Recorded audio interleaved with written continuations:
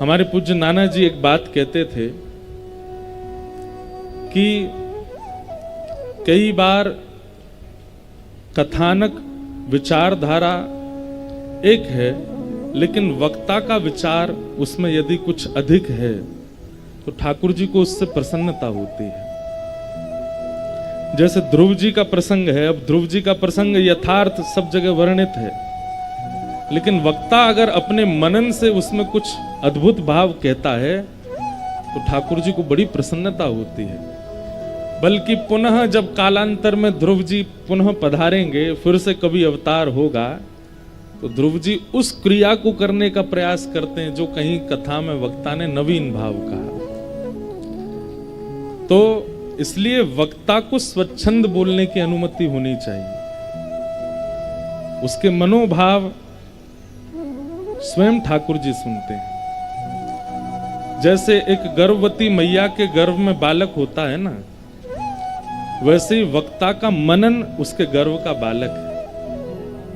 सबका एक जैसा नहीं हो सकता, उसमें कुछ ना कुछ विशेषता तो वक्ता अपनी कहेगा, उसमें विशेष भाव अपने कुछ ना कुछ जोड़ेगा। अब गोस्वामी तुलसीदास जी महाराज ने मानस जी की रचना की।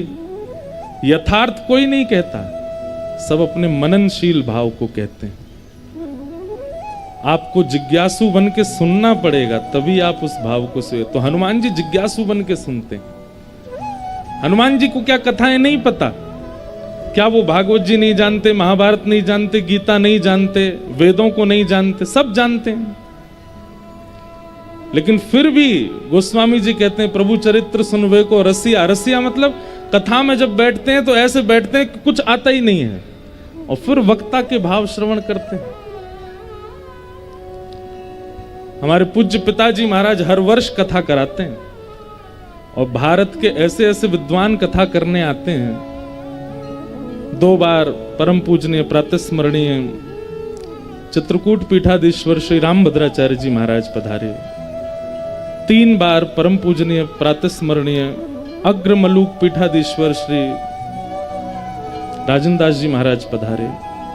2 बार परम पूजनीय प्रातस्मरणीय श्रीमद जगत गुरु रामानुजाचार्य श्री राघवाचार्य जी महाराज पधारे। 1 बार परम पूजनीय भगवत धाम विलीन हो गए हैं जो, जिनकी वाणी से ना जाने कितनों ने सुख लिया, ऐसे परम पूजनीय श्री राजेश रामायणी जी महाराज पधारे। कालांतर में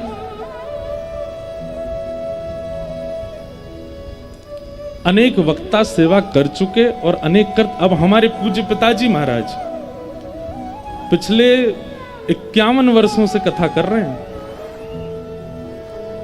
और भारत के पहले ऐसे वक्ता हैं जिन्होंने 1600 से अधिक कथाएं की हैं, और राष्ट्रपति पुरस्कार से पुरस्कृत होने वाले।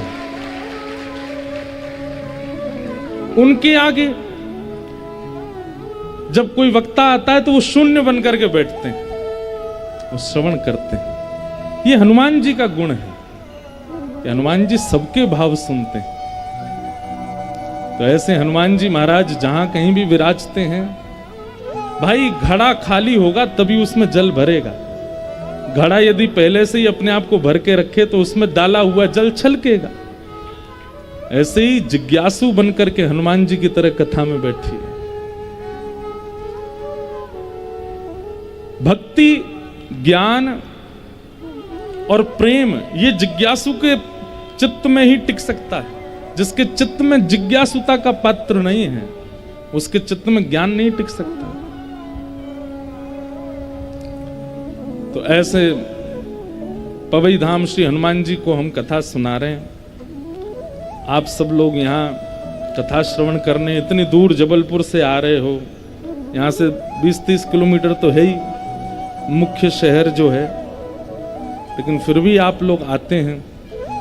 और आज हम क्षमा प्रार्थी हैं, लाल जी के दर्शन करने आप लोग आए, पर हम इसीलिए हम रोज नहीं मिलते हैं, क्योंकि इतनी संख्या हो जाती है कि मिलना। और आजकल एक नया तरीका शुरू हुआ है ना कि बात करना, देखना, प्रणाम करना तो दूर है, फोटो पहले खींचनी चाहिए हमारी।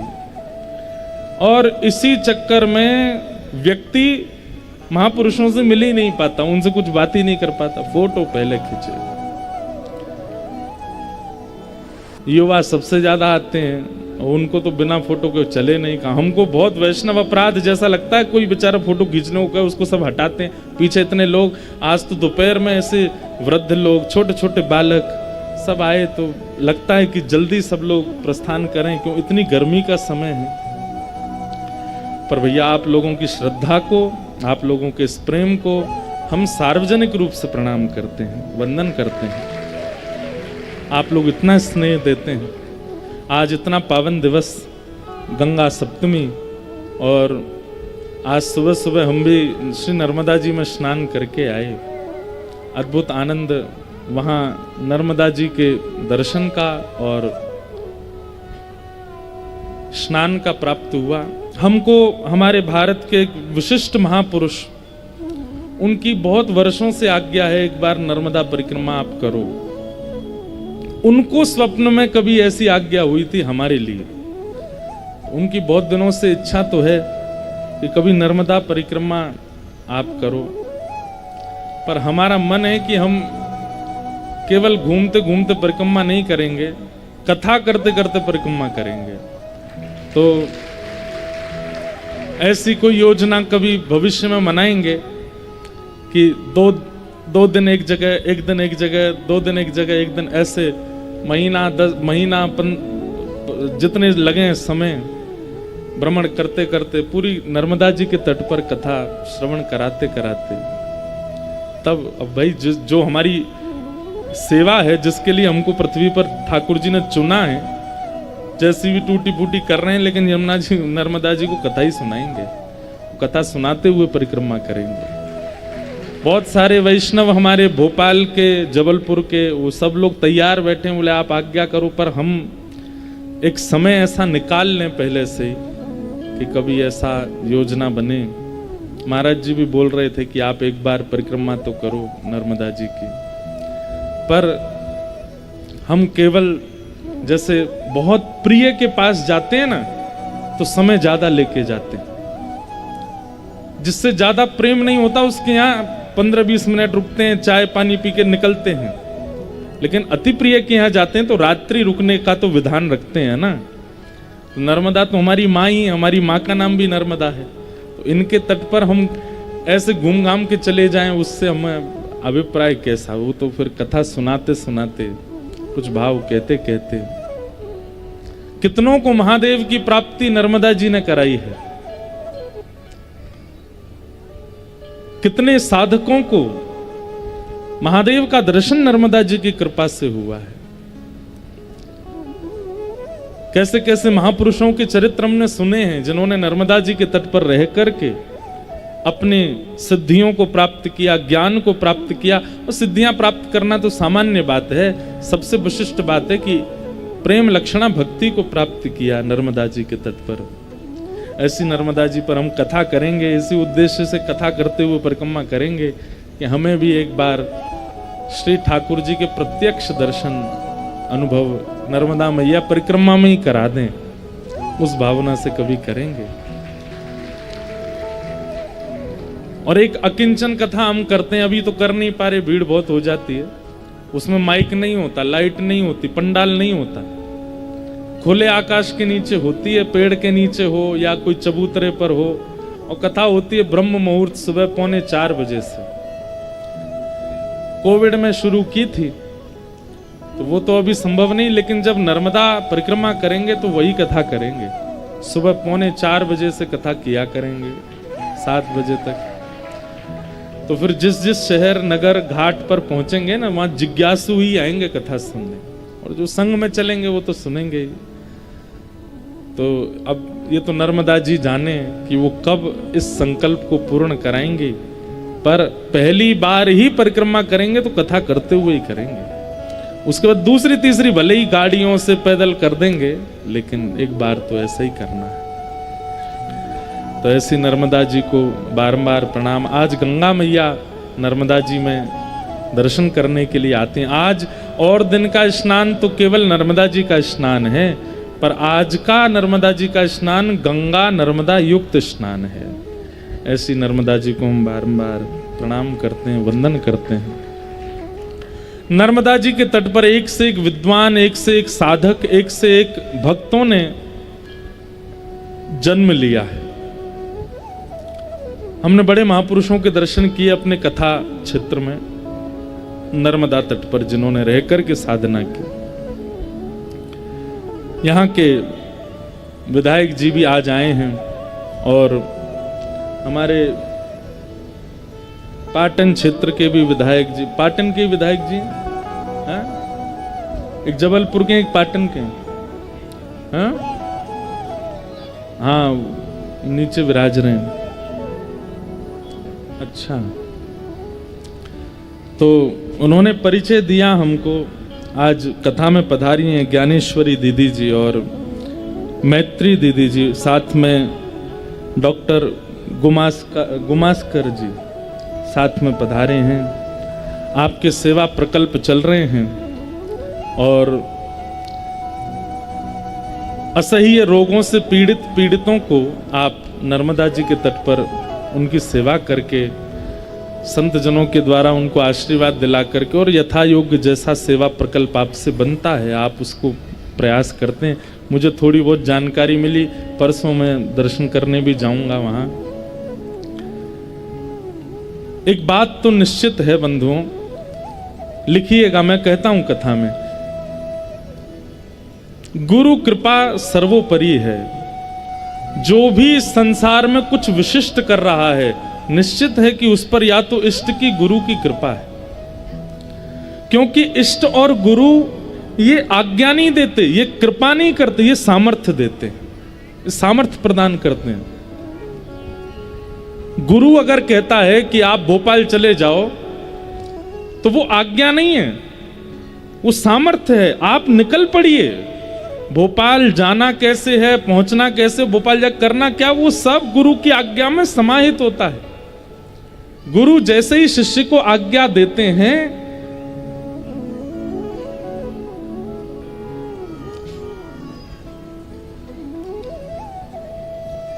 प्रकृति लग जाती है उस व्यक्ति को श्रेष्ठ बनाने में। तो ये गुरु कृपा का फल है कि ऐसे विशिष्ट कार्य नर्मदा जी के तट पर होते रहते हैं। तो हमारा परम सौभाग्य, आज ऐसा मंगल दिवस और कथा में आज ठाकुर जी का नंदोत्सव है। आप सब लोग सजावट देख ही रहे हैं, सब लोग सज धज के आए ही हो। लेकिन आज पवई धाम हनुमान जी के इस पावन प्रांगण में, इस पावन दिवस पर गंगा जी भी आई हैं और साक्षात हमारी यमुना जी भी आई हैं, और यमुना जी के साथ साथ थोड़ी देर में ठाकुर जी भी आ रहे हैं। अभी नंद घर आनंद भयो जय कन्हैया, सब लोग गाएंगे, नाचेंगे, आनंद मनाएंगे, मानो जैसे जबलपुर और ये पवई धाम अभी गोकुल में परिवर्तित हो जाएगा। वृंदावन, वैसे वृंदावन तो बन ही चुका है।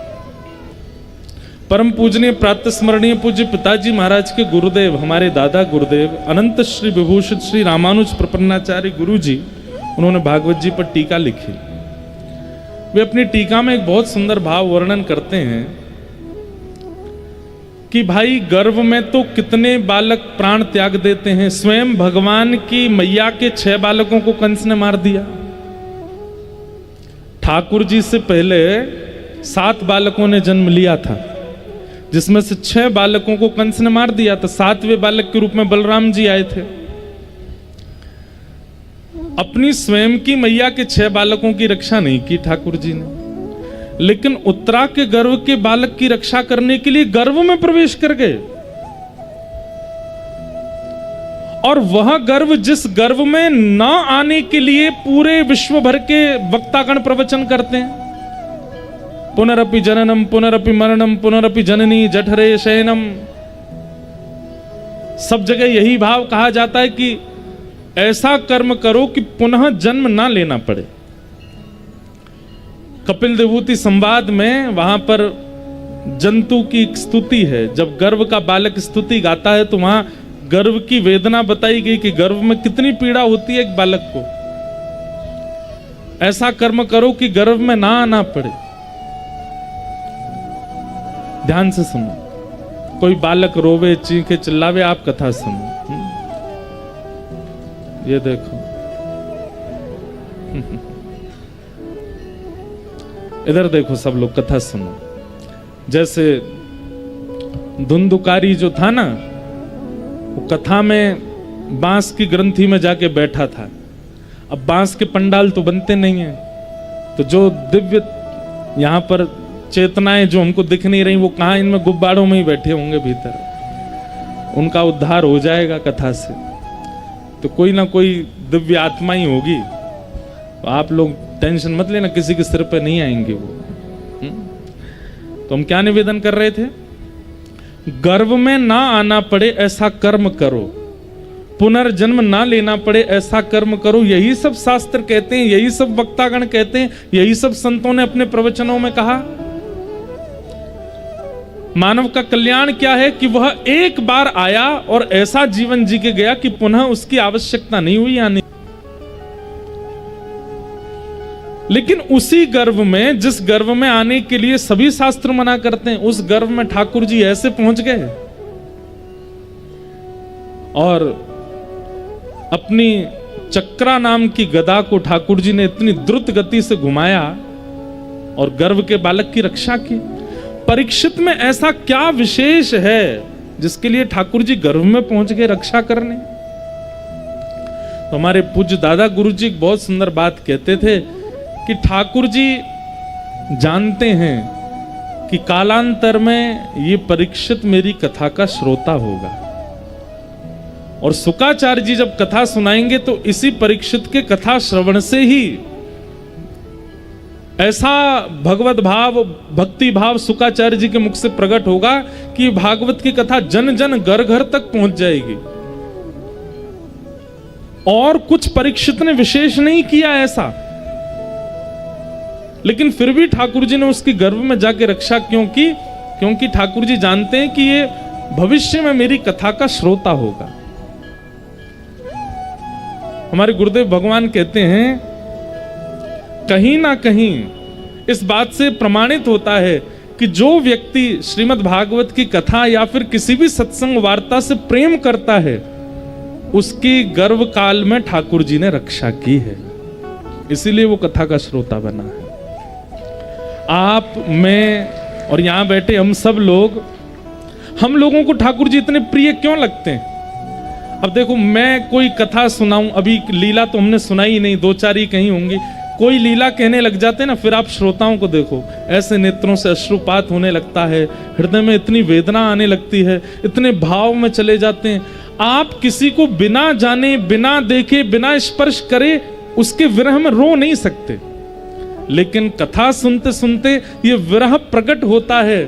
इसका अभिप्राय क्या है?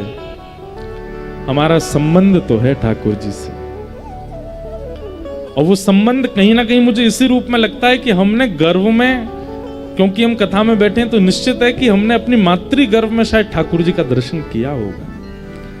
हमें पता है कि उनके नेत्र कैसे हैं, उनका रूप कैसा है, उनकी मुस्कान कैसी है, उनका हम भूल चुके हैं। इसलिए जब कथा में कोई वक्ता सुनाता है और उस भाव को जब हम श्रवण करते हैं तो नेत्रबंद हो जाता है, अश्रुपात होने लग जाते हैं। इसका मतलब क्या है?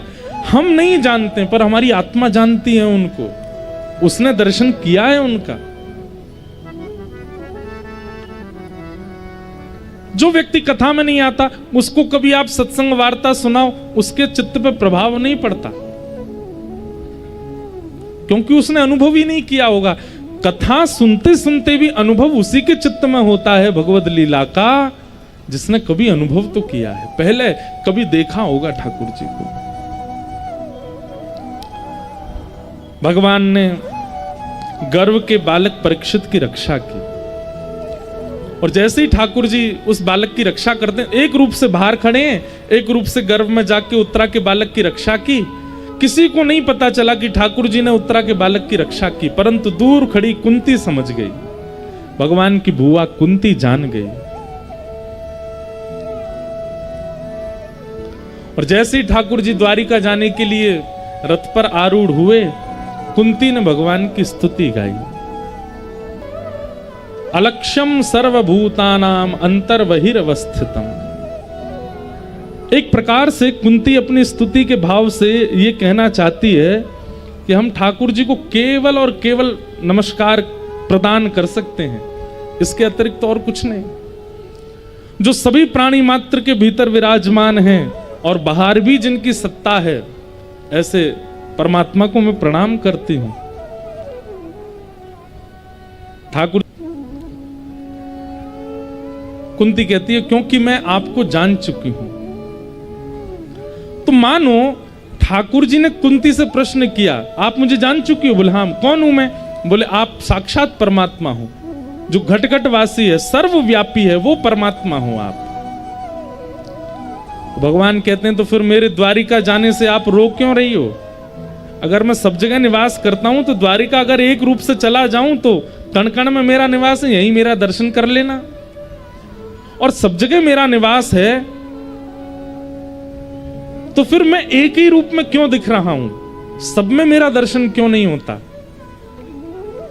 कुंती कहती है कि माया जवनिका छन्न आज्ञा दोक्षजम व्ययम न लक्ष्य से मूढ़ दृशा नटो नाट्य धरो यथा। जैसे एक कठपुतली का नृत्य दिखाने वाला कठपुतली को नचाता है, देखने वालों को लगता है कि कठपुतली नाच रही है, गा रही है, सो रही है, हंस रही है, उछल रही है, लेकिन वास्तविकता क्या है? पीछे बैठा एक व्यक्ति अपने हाथ की डोर बांध करके उसको नचा रहा है।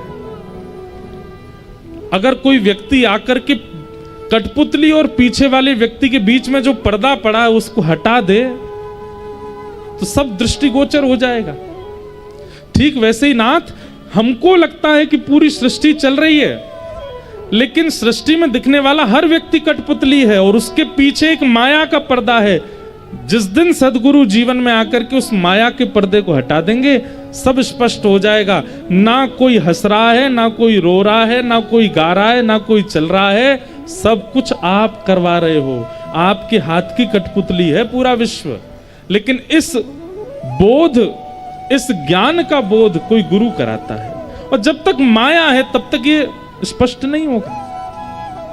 आपको लगता है मैं कथा कर रहा हूं, मुझे लगता है आप सुन रहे हो, लेकिन वास्तविकता यह है कि मुझ में बैठे मेरे हाथ पांव मुख मन बुद्धि सब की डोर ठाकुर जी के हाथ से बंधी है। वो जैसे जैसे चलाते हैं वैसे वैसे मैं बोलता हूं, करता हूं। आपको लगता है ये बोल रहे हैं, मैं नहीं बोल रहा हूं, ठाकुर जी करवा रहे हैं। लेकिन ये कब स्पष्ट होगा कि ठाकुर जी करवा रहे हैं? जब माया, उस माया का बोध कोई गुरु जीवन में आकर के करा दे। बहुत सुंदर कुंती ने स्तुति गाई। कुंती की स्तुति सुनकर के ठाकुर जी अति प्रसन्न हो गए।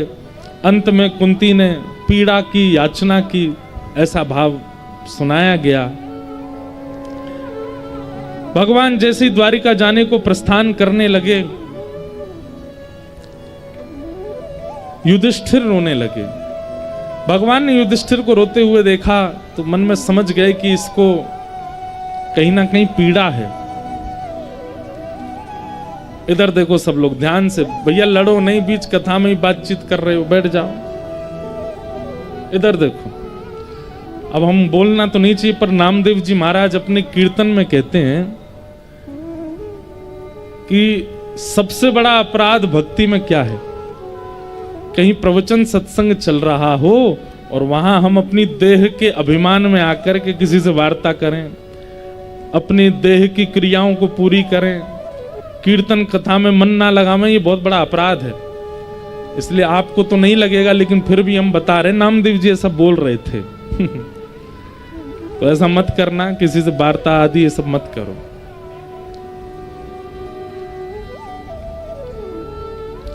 महाभारत युद्ध में भगवान पग पग पर पांडवों के साथ खड़े हैं, और करिष्ये वचनम तव, अर्जुन ने जब से ये बात कही है तब से भगवान जो कहते हैं पांडव वही करते हैं। लेकिन फिर भी आज युधिष्ठिर को अपनी सद्गति पर संशय हो रहा है। युधिष्ठिर के मन में ऐसा भाव आता है कि कहीं मैंने महाभारत युद्ध करके गलत तो नहीं किया। जब भगवान ने युधिष्ठिर को रोते हुए देखा, ठाकुर जी बोले अविश्वास, इसको मुझ पर विश्वास नहीं है।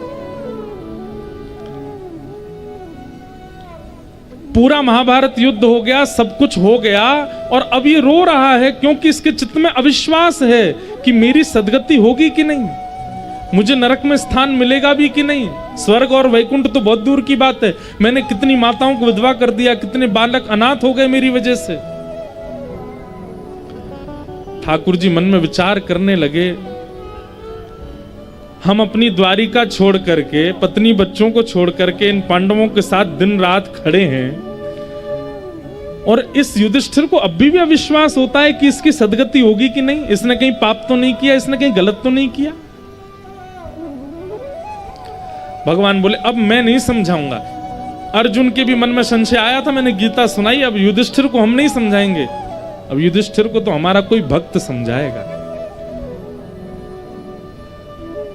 और तभी भगवान को स्मरण हुआ, बाणों की सैया पर लेटे हैं, रणभूमि में प्रतीक्षा कर रहे हैं ठाकुर जी की। कौन? भीष्म पितामह।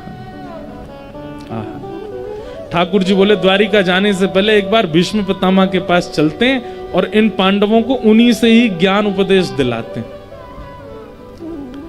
और भगवान बोले ए युधिष्ठिर रो नहीं, चलो भीष्म दादा के पास चलते हैं, उनसे तुमको थोड़ा ज्ञान दिलवाते हैं, थोड़ा तुम्हारे मन को अच्छा लगेगा। तो युधिष्ठिर बोले हाँ ले चलो, कोई अच्छा कह दे तो मन थोड़ा शांत हो जाएगा। उसको ठाकुर जी पे भरोसा नहीं है, बगल में खड़े हैं ठाकुर जी। इसलिए भैया भक्ति की 3 धाराओं को हमेशा याद रखिएगा, जितने लोग बैठे हैं बहुत सावधानी से सुनो। भक्ति में 3 भाव कभी भी आपके नष्ट ना हो। सबसे पहला विश्वास। अरे ठाकुर जी आपके विश्वास की परीक्षा लेने के लिए इतना तक कर सकते हैं कि आपके अत्यंत समीप रहने वाले प्रियजनों को भी कुछ हो सकता है। और उसके बाद अगर कहीं आप विचलित हो गए तो ठाकुर जी समझ जाएंगे कच्चा है, अभी विश्वास है नहीं। इसलिए चाहे जैसी स्थिति आ जाए भरोसा मत तोड़िएगा। विश्वास भक्ति में सबसे पहला। चाहे जैसी स्थिति परिस्थिति कुछ हो जाए, आप अपना विश्वास मत डगमगाने देना। दूसरा संबंध। ठाकुर जी से जो आपका संबंध है उसका कभी विस्मरण मत करना। अगर एक बार आपने ठाकुर जी को भाई बोल दिया है तो फिर जीवन भर निभाइएगा।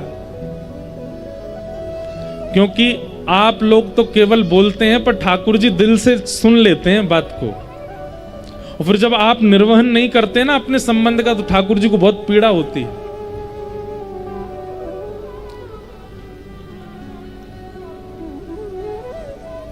गुसाई श्री विठलनाथ जी श्रीमद वल्लभाचार्य जी के पुत्र हुए। गुसाई श्री विठलनाथ, उनके 7 पुत्र थे और 7 पुत्रों के ब्याह हो गए थे। 7 पत्नियां थीं घर में, लेकिन वो 8वें पुत्र के रूप में, अब 8वां तो नहीं कहेंगे, पहले पुत्र के रूप में ठाकुर जी को अपना पुत्र मानते थे, ठाकुर जी को अपना लाला मानते थे। बड़ी लीलाएं गुसाई श्री विठलनाथ जी की हमने कथा में सुनाई हैं। तो ठाकुर जी को अपना लाला मानते थे। सब लोग ध्यान से सुनना। तो एक बार एक मनहारन को उन्होंने अपने घर भेज दिया। बोले हमारी 7 बहू हैं, जाओ उनको चूड़ी पहना दो, जैसी उनकी रुचि हो वैसी। मनहारन आई, किसी ने लाल चूड़ी पहनी, किसी ने हरी चूड़ी पहनी, किसी ने, सब ने पहनी जैसी जिनकी योग्यता। 7 बहुएं पहन के चली गई। इतने में छोटी सी लाली आई और उसने अपने छोटे छोटे हाथ आगे किए, बोले हमें भी पहनाओ। तो मनहारन बोली अरे तू कौन की लाली है? बोले मैं लाली तो बरसाने क्यों, पर गुसाई विठलनाथ जी की मैं भी बहू हूं, 8वीं बहू हूं। और 8वीं नहीं, ये सबरी दूसरे से 8वें तक मैं पहली बहू हूं गुसाई जी की। और छोटी सी बोले बहू बहू, तो मनहारन को तो बड़ी उस पर मतलब करुणता आवे, उसको ऐसे गले लगाने का मन करे। अरे लाली तू तो बड़ी सुंदर है, तेरो ब्याह है क्यों? बोले हाँ मेरो ब्याह है क्यों। अच्छा तेरो पति कहाँ है? और पति मंदिर में पुजवार हो है अपने आप पे पति मंदिर में ठाड़ो है। और उसकी बात सुन, छोटे बालापन की बात पर विश्वास। अप्रेमयम बलम तस्य बालकस्य नते विदु। भागवत जी में श्री यशोदा मैया को बालक ठाकुर जी की सच्चाई बताते हैं, लेकिन यशोदा मैया मानती नहीं, क्योंकि बालकों की बात पर भरोसा कम होता है। लेकिन एक बात सुनिएगा, ये बालक ही हैं जो झूठ नहीं बोलते। हम बड़ों पे भरोसा कर लेते हैं, पर बड़े झूठ बोलते, बालक झूठ नहीं बोलते। क्योंकि बालकों का स्वभाव सीधा होता है ना, तोतली वाणी होती मीठ, इसलिए हमको लगता है कि ऐसे ही बोल रहे हैं, पर बालक झूठ नहीं बोलते। मोह चूड़ी पहनाओ, तो मनहारन ने तो चूड़ी पहना दी, और श्री किशोरी जी के रूप माधुरी को देख करके वो तो इतनी प्रसन्न हो गए। लौट करके गुसाई जी के पास गई। गुसाई जी बोले पहनाया ही चूड़ी? बोले हाँ। कितनो पैसा भयो तेरो? बोले महाराज 7 तो बड़े बड़े हाथ है और 8 वो छोटे छोटे हाथ है, तो 7 हाथन के तो पूरे पूरे पैसा लगेंगे, लेकिन 8वें हाथ के आधे पैसा लगेंगे। बोले 8वीं कौन? 7 ही बहू है हमारे घर में। अरे नेक्स्ट इसी एक लाली ऐसी गदमदरासी, ऐसी ऐसी मीठी मीठी वाणी में बोल रही, वाकु चूड़ी पहना के आई मैं। गुसाई जी बोले जन कौन की छोरी है पहनाया, ये हम पे थोप रही है। हम हमारे घर में कोई लाली ना है, हमारे घर में 7 बहू हैं बस। अरे गुसाई जी मुझको पैसा को लोभ नहीं है, मैं तो वास्तविकता बता रही हूं। आपके घर में एक छोटी सी लाली आई, बहु चूड़ी पहन के गई है। आप भले ही मुझको 7 बहुवन को ही पैसा दो, 8वीं को मत दो, पर मैं आपको बता रही हूं कि मैं 8 को पहना के आई हूं, एक छोटी सी लाली भी आती। गुसाई जी बोले नहीं, मैं 7 को ही पैसा दूंगा। बोले आप 7 को दो, लेकिन मैं तो सच बताऊंगी। गुसाई जी ने उसको पैसा 7 बहुओं के हाथ के दे दिए, लौट करके घर गए। अपनी बहुओं से बोले तुम सबने चूड़ी पहन ली थी? बोले हाँ। कोई छोटी सी लाली भी आई थी? बोले नहीं, और तो कोई नहीं आया, हमने ही पहनी है। बोले वही तो मैं उसको बोला कि हमारे घर में तो कोई है नहीं, कौन है पहनाया ही तू? गुसाई जी जैसे ही अपने कक्ष में गए तो रोज रात्रि में मानसी में प्रवेश करते थे, मतलब नेत्र बंद करके मानसी भाव में ठाकुर जी को सेज पर पौढ़ाते थे, और सेज पर पौढ़ा करके मानो वहीं ठाकुर जी को कुछ लोरी सुनाते या पंखा झलते अपने मनोभाव में। गुसाई जी ने जैसे ही मनोभाव में प्रवेश किया, इतने में क्या देखते हैं, ठाकुर जी उदास बैठे हैं और किशोरी जी के नेत्रों में अश्रु बिंद है। गुसाई जी बोले जय जय काहे गो, आप इतने उदास काहे को? श्री जी ये आपके नेत्रन में अश्रुबिंद क्यों? कहाँ है गो? मैंने कोई अपराध कियो या मंदिर में कोई से कोई अपराध बनो? किशोरी जी बोली आप बस इनको लाला मानो अपनो, इन्हीं को लाला मान करके इनकी सेवा करोगे, इनको उठाओगे, इनको खवाओगे, इनको सुवाओगे, इनको अपना पुत्र मानो। कभी कोई पूछे कितने बालक, तो 8 बालक कहो, एक ये हैं, 7 आपके अन्य पुत्र हैं। अरे जब 7 पुत्रन की बहू आपकी बहू है सके, तो ये 8वें लाला की जो बहू है वाकू आपने अस्वीकार कैसे कर दी? आज हमारे घर मनहारन चूड़ी पहनावे आई, सबरी बहुओं ने चूड़ी पहनी, मैं भी या घर की बहू क्योंकि आपके लाला हैं। मैं चूड़ी पहनवे गई तो आपने मेरे बट की चूड़ी को पैसा ही नहीं दियो। गुसाई जी तो भाव विह्वल हो गए, नेत्र सजल हो गए। बोले हे श्री जी, हे श्यामा जी, मुझको क्षमा कर दो। बोले नहीं, आप तो इन्हीं को लाला मानो, पर इन लाला की सर्वस्व हम हैं, आप हमको बेटे, हमको अपनी बहू ना मानो। गुसाई जी आधी रात में ही गए, मनहारन को दुगना पैसा दे के आए और आकर के ठाकुर जी से क्षमा याचना करने लगे, श्री जी से याचना करने लगे। ये बात हमने क्यों बताई?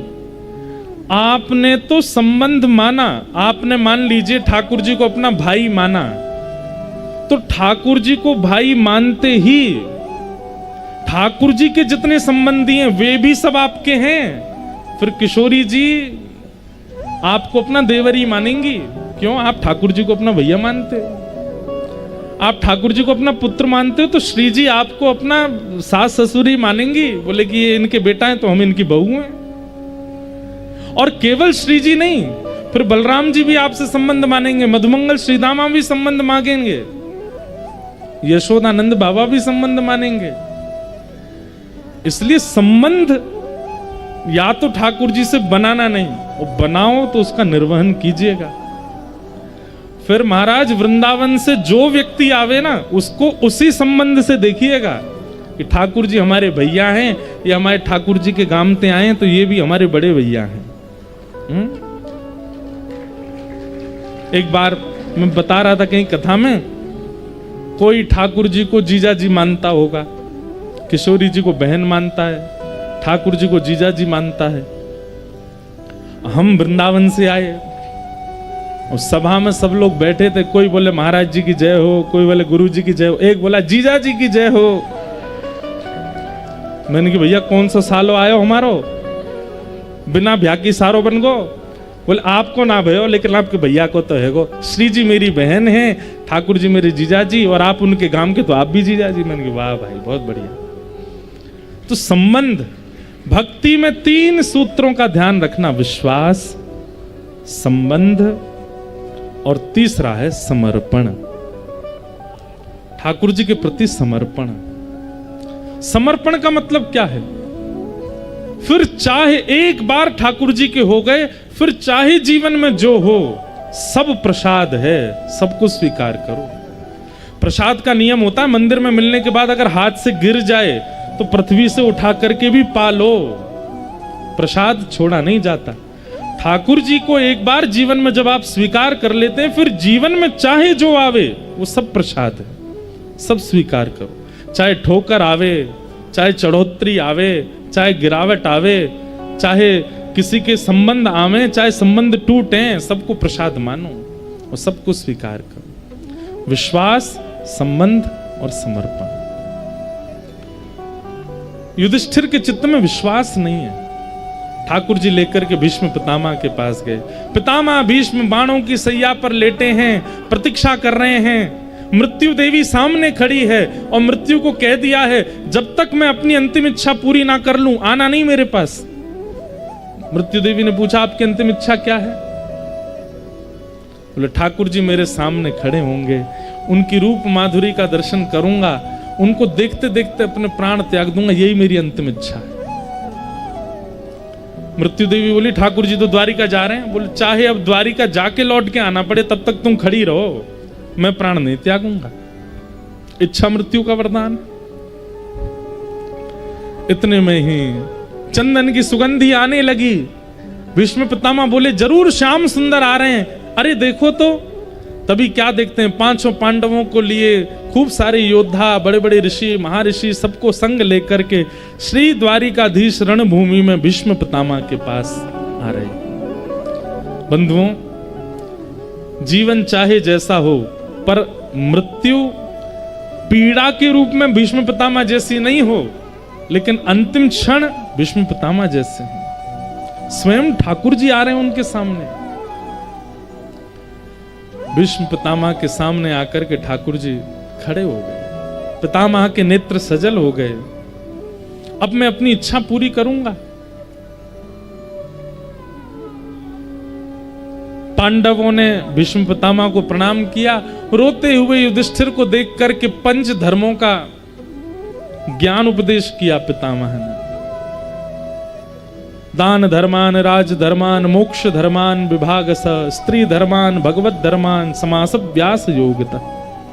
कल हमसे एक मैया ने पूछा, बोले सब जगह स्त्रियों को ही क्यों समझाया जाता है, पुरुषों को क्यों नहीं समझाते? यहां पर 5 धर्म भी जो भीष्म पितामह कह रहे हैं उसमें कौन कौन से धर्म है? दान धर्म, राज धर्म, दान धर्मान, राज धर्मान, मोक्ष धर्मान, विभागस, स्त्री धर्मान, भगवत धर्मन, समास व्यास योगता। ये 5 धर्म बताए गए। यहां पर भी स्त्रियों को ही समझाया गया। बोले मानस जी में भी गोस्वामी जी भी स्त्रियों को ही समझाते हैं। बोले मंच पर कई वक्तागण हैं, वो यही बताते रहते हैं बहुओं को कैसे रहना चाहिए, बेटियों को कैसे रहना चाहिए, लड़कियों को कैसे रहना चाहिए। कभी महाराज जी किसी बेटा को क्यों नहीं समझाया जाता, किसी जमाई को क्यों नहीं समझाया जाता, किसी पिता को क्यों नहीं समझाया जाता, हम ही लोग क्यों समझने को बने। तो हमने यथामति यथा योग्य को उत्तर दिया। मैंने कहा मैया देखो, जब मां बाजार जाती है ना और उसके 2 बालक हैं, एक बड़ा एक छोटा, तो जब बालकों के हवाले घर छोड़ के जाती है बाजार, तो किसको समझा के जाती है, छोटे को कि बड़े को? बड़े को समझा के जाती है। ए सुन, मोटर बंद कर देना, एसी बंद कर देना, अंदर से किवाड़ लगा लेना, फोन अपने पास रखना, और ये छोटे भैया को भूख लगे तो बिस्किट खिला देना, और कोई भी आए दरवाजा मत खोलना। अब उस समय बड़ा रोने लगे, हर काम मुझे ही बताती, इसको बोल के जाओ ना, ये क्या करता है, पूरे दिन खड़ा रहता है, पूरे दिन सोता रहता है। तो माँ क्या कहती है, तू बड़ा है, तू बुद्धिमान है, तू ज्ञानी है, तू समझदार है, तू जिम्मेवार है। ये क्या, ये तो अबोध है। कुछ समझ आई? बताया उसी को जाता है जिसके ऊपर जिम्मेवारियां होती हैं। हमारी प्रार्थना वुमेन एम्पावरमेंट वाले, इतना ज्यादा ऐसे मत किया करो कि सब चीज हमें क्यों समझाते। अरे भाई, जिसके ऊपर जिम्मेवारी होती है समझाया उसी को जाता है। जो संभाल सकता है उसी को ही जिम्मेदारियां दी जाती हैं। एक मां, एक महिला पूरे घर को संभालने की जिम्मेवारी रख सकती है। घर के बाहर तो कई बार मित्र भी शत्रु हो जाते हैं, पर घर के अंदर का यदि शत्रु हो जाए ना तो आपको कोई नहीं बचा सकता। और घर के अंदर का सारा कार्यभार केवल मां के हाथ में होता है। इसलिए आप इसको अन्यथा मत लिया कीजिए कि आपको ही क्यों समझाया जा रहा है, आपको ही क्यों बताया जा रहा है, सारे व्रत माताएं क्यों करती हैं। भाई, व्रत वही करेगा जिसका व्रत फलीभूत होता है। माताएं व्रत करती हैं, उनका व्रत फलता है, उनका व्रत लगता है। एक पुत्र को, एक पति को, एक पिता को। प्राचीन काल में जब फोन नहीं थे, पत्र नहीं होते थे, और उस समय यदि पति 4 धाम यात्रा पर जाता था तो ऐसा हमने सुना है कि पूरे गांव के लोग रोते हुए विदा करते थे। क्यों? 4 धाम यात्रा पर जा, पता नहीं वापस आएगा कि नहीं, फोन तो है नहीं, संपर्क तो होगा नहीं। पत्नी क्या करती थी? बोले पत्नी जितने दिन तक वो वापस नहीं आता था रोज व्रत करती थी, दिया जला करके बैठ जाती थी। क्यों? हमारे शास्त्रों में ऐसा वर्णन है कि व्यक्ति के प्राण 2 चीजों से घटते हैं। 2 व्रत सर्वोपरि माने गए हैं, और इन 2 चीजों का अति सेवन करने से प्राण कम होते हैं, मतलब जीवन आयु कम होती है। पहला खाना और दूसरा बोलना। इसलिए मौन व्रत और अन्न व्रत इनका प्रावधान है। जब आप अन्न सेवन नहीं करते हैं तो एक पूरा दिन जब आप अन्न नहीं खाते हैं तो एक दिन की आयु बढ़ जाती है। इसलिए कई व्रत ऐसे भी माताएं करती हैं जो पति के लिए होते हैं, उसमें मां नहीं पाती। कई व्रत, अहोई अष्टमी का व्रत होता है, वो बच्चों के लिए करती हैं। क्यों? उसमें मां भोजन नहीं करती, भोजन ना करके अपनी एक दिन की आयु अपने पुत्र को, पुत्री को, पति को प्रदान करती है। एक दिन ना खा के जो उसकी आयु बची वो दे देती है। इसलिए माताओं को सौभाग्य मानना चाहिए, और भाई लोगों को इस बात का गलत उपयोग नहीं करना चाहिए कि देखो तुमको समझा रहे हैं, देखो महाराज जी क्या कह रहे हैं, तुमको समझना चाहिए, पति के पांव छुआ करो, बच्चों को ऐसे रखा करो, ससुराल में ऐसे रहो। इसके ताने बार बार जो माताओं के ऊपर कसते हैं भाई लोग, ये गलत है। उनके लिए धर्म में प्रावधान बताया गया, उनको समझाने का, संभालने का निर्णय दिया गया, उनको दायित्व दिया जाता है। आप ज्यादा चढ़ करके मत बोला कीजिए कि देखो क्या समझा रहे हैं, क्या कह रहे हैं। नहीं, वो समझ नहीं है, उनको करने दीजिए। हम आपको सत्य बता रहे हैं, अगर किसी दिन माँ ने कोई व्रत ऐसा कर लिया ना कि इनका सर्वनाश हो जाए, तो उनके व्रत से हो भी जाएगा, उनका व्रत लगता है। कोई माँ ऐसा करना नहीं, तो करेंगी नहीं, अच्छा है, सब अच्छा। आजकल तो कुछ भी हो सकता है, कलयुग है। पत्नी पति को काट पीट के ड्रम में भर देती है। आप लोग तो हंस गए इस बात पर ये कितनी चिंता की बात है। कुछ दिन बाद पति ने भी एक पत्नी को मार के सूटकेस में धर दिया। भैया हम आपसे एक प्रार्थना करें, संग ना रहना हो मत रहो, लेकिन ये सब तो मत करो। ये राक्षस प्रवृत्ति ये कैसी आप लोग प्रकट कर रहे हैं संसार के लोग। आजकल तो कुछ भी हो सकता है।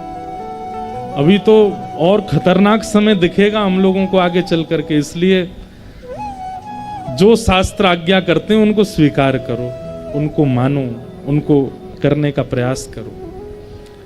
पंच धर्मों का वर्णन किया श्री भीष्म पितामह ने, और पंच धर्मों का वर्णन करते हुए भीष्म पितामह पांडवों से अब तुम लोग हटो, मुझे मेरा काम करने दो। इतिमति रूप कल्पिता वितृष्णा भगवत सात्वत पुंगवे विभुम्ने स्वसुखमुपगते क्वचिद् विहर्तुं प्रकृतिमगं किल यस्य गोपवद्वा। इतिमति रूप कल्पिता वितृष्णा भगवत सात्वत पुंगवे विभुम्ने स्वसुखमुपगते क्वचिद् विहर्तुं। भीष्म पितामह भगवान से क्या कह रहे हैं कि हे नाथ, मेरे विचारधाराओं की इति शब्द का प्रयोग किसी वाक्य की पूर्णता पर किया जाता है, लेकिन भीष्म पितामह की ऐसी स्तुति है जिसका प्रारंभ ही इति शब्द से होता है। मानो भीष्म पितामह कहते हैं कि अब तक मैंने जो कुछ भी किया, मैंने कौरवों का संग किया, मैंने कौरवों का साथ दिया, और भी जो भी कुछ मैंने किया, सबकी इति, सबका विश्राम। अब मेरी मति कैसी होगी? बोले वितृष्णा, अब इसमें कोई तृष्णा नहीं है। तृष्णा किसको कहते हैं? तृष्णा कहते हैं इच्छाओं को। तृष्णा न जीर्णा वयमेव जीर्णा, कालो न याता वयमेव याता, भोगा न भुक्ता वयमेव भुक्ता, तृष्णा न जीर्णा वयमेव जीर्णा। हम बूढ़े हो जाते हैं पर इच्छाएं कभी बूढ़ी नहीं होती, इच्छाएं सदा जवान बनी रहती हैं। व्यक्ति के हाथ शिथिल हो जाते हैं, पैर शिथिल हो जाते हैं, दांत टूट जाते हैं, लेकिन खाने की, भोगने की इच्छा खत्म नहीं होती, बल्कि 70 वर्ष की उम्र के बाद तो इच्छाएं और ज्यादा प्रबल होती हैं। लेकिन उस समय इंद्रियां काम नहीं करती। उस समय गोलगप्पा कोई खा रहा होता है तो 70 वर्ष के बाद मन तो बहुत होता है कि हम भी खाएं, दांत ही नहीं है। कोई बालक दौड़ता है तो 70 वर्ष के बाद इच्छा होती है हम भी दौड़ें, पर चल नहीं सकते। तृष्णा न जीर्णा वयमेव जीर्णा। भीष्म पितामह कहते हैं मेरे आज तक के जीवन की समस्त विचारधाराओं की इति, और अब मेरी मति कैसी हो गई है? बोले वितृष्णा, अब इसमें कोई इच्छा नहीं है। मैं ऐसी तृष्णा रहित अपनी मति को आपके चरणों में अर्पित कर रहा हूं। समझ में आई कोई बात? अगर आप संसारी इच्छाओं से युक्त हो और तब ठाकुर जी को समर्पित होते हो, वो श्रेष्ठ भक्त का लक्षण नहीं है। मेरी कोई इच्छा नहीं है, मैं सर्व इच्छाओं से शून्य हो चुका हूं। आपके चरणों में निवेदन करता हूं, जैसे आप चाहो वैसे मेरा जीवन बना लीजिए। मैं सब कुछ सहने को, करने को, भोगने को तैयार हूं। इसको कहते हैं भक्त जीवन। मेरी अब कोई इच्छा नहीं है। इतिमति रूप कल्पिता वितृष्णा भगवत सात्वत पुंगवे विभुम्ने स्वसुखमुपगते क्वचिद् विहर्तुं प्रकृतिमुपेयुषि यद्भव प्रवाह त्रिभुवन कमनं तमाल वर्णं रविकर गौरवराम्बरं दधाने। भीष्म पितामह अब ये पूरी स्तुति तो बहुत विस्तृत हो जाएगी, हम थोड़ी सी बात कह देते हैं। भीष्म पितामह ठाकुर जी से कह रहे हैं, हे ठाकुर जी, मैं प्राण त्यागने से पहले अपनी अंतिम इच्छा पूरी करना चाहता हूं। भगवान बोले, क्या है तुम्हारी अंतिम इच्छा? बोले, मेरी एक बेटी है, कुंवारी है, उसका ब्याह करना चाहता हूं। भगवान बोले, पितामह तुमने तो ब्याह ही नहीं किया, तुम्हारा तो विवाह ही नहीं हुआ, फिर बेटी कहां से हो गई तुम्हारी? भीष्म पितामह कहते हैं, इस संसार में हर व्यक्ति को आपने एक बेटी दी है, और उस बेटी का नाम क्या है? मति। ये कुंवारी है। इधर देखिए, बहुत ध्यान से सुनिएगा। ये बेटी कैसी है? मति रूपी बेटी, कुंवारी है। इसको पसंद तो बहुत आते हैं, पर टिकती कहीं नहीं है। कभी जबलपुर का धुआंधार घाट बहुत अच्छा लगने लग जाता है, तो हर शनिवार को पहुंच जाते हैं वहीं पे, और फिर कुछ दिन हर शनिवार जाते जाते 2-4 शनिवारों के बाद अब मन भर जाता है इसका, फिर ये दूसरी जगह ढूंढती है, तब ये बेड़ा घाट चुन लेती है वहां। अब मैं तो अच्छी अच्छी बातें बताऊंगा मंच से, पर मती तो बहुत बहुत जगह भ्रमण करती है। कभी इसको गोलगप्पे अच्छे लगने लगते हैं तो वही पाती है, कभी इसको बड़ा पाव बढ़िया लगता है तो वो पाती है, कभी इसको पिज्जा अच्छा लगता है वो पाती है, कभी इसको दही बड़ा अच्छा लगता है तो वो पाती है। एक जगह स्थिरता नहीं है। कभी इसको कोई देश अच्छा लगता है, कोई शहर अच्छा लगता है, कोई व्यक्ति अच्छा लगता है। कभी कोई गांव की सुंदरी भा जाती है, उससे ब्याह करने के लिए माता पिता के पास जाता, हमारा ब्याह करा दो इसी से, और फिर ब्याह होने के 2-3 वर्ष बाद फिर इस मती का मन भर जाता है, फिर कोई और प्रिय लगने लगता है, और फिर सर्वनाश की ओर ले जाती है। हमारा ब्याह भी हो जाएगा, हमारा जीवन भी प्रारंभ करा देगी, हमको सब जगह ढकेल देगी, लेकिन खुद कुंवारी रहती है, कहीं एक जगह टिकती नहीं है ये मती। भीष्म पितामह कहते हैं, मैं अपनी इस कुंवारी मति का आपसे ब्याह करना चाहता हूं, आप इसको स्वीकार कर लो, क्योंकि ये मति पूरी दुनिया में घूम करके स्थिर नहीं होगी।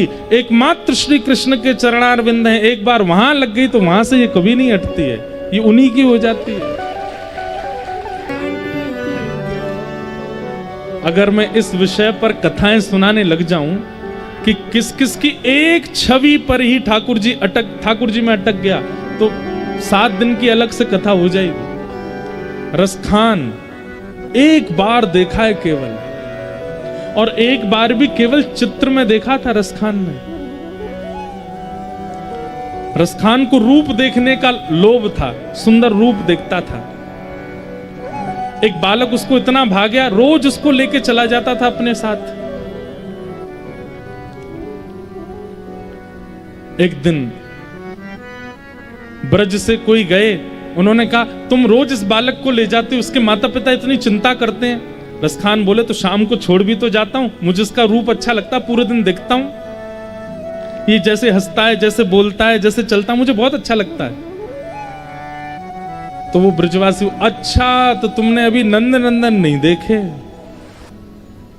रसखान बोला, कौन है नंद नंदन? बोले, हमारे ब्रज के नंद जी को लाला, तुमने भी उसकी छवि नहीं देखी? रसखान बोला, कोई भी हो, मैं दावे से कह सकता हूं इस बालक से ज्यादा सुंदर नहीं होगा। वो ब्रजवासी जोर से हंसने लगा, वही तो बात है, अभी तुमने देखा नहीं उसको। रसखान बोला, कैसे दिखेगा? बोले, रुको मैं थोड़ी सी छवि दिखाता हूं। अपने झोला में से एक चित्रपट निकाला ठाकुर जी का, हाथ में मक्खन लिए ठाकुर जी, 2 दतुइयां दिख रही हैं, घुंघराले केश मुखमंडल पर आ रहे हैं, ऊपर सुंदर जूड़ा बना रखा है, कमल नेत्र ठाकुर जी के, सांवले सांवला स्वरूप है, गुलाबी गुलाबी गाल हैं, मधुर मुस्कुरा रहे हैं। ऐसी एक सुंदर छवि उन महापुरुष के पास थी। वो छवि दिखाई, देखो ये है नंद जी को लाला।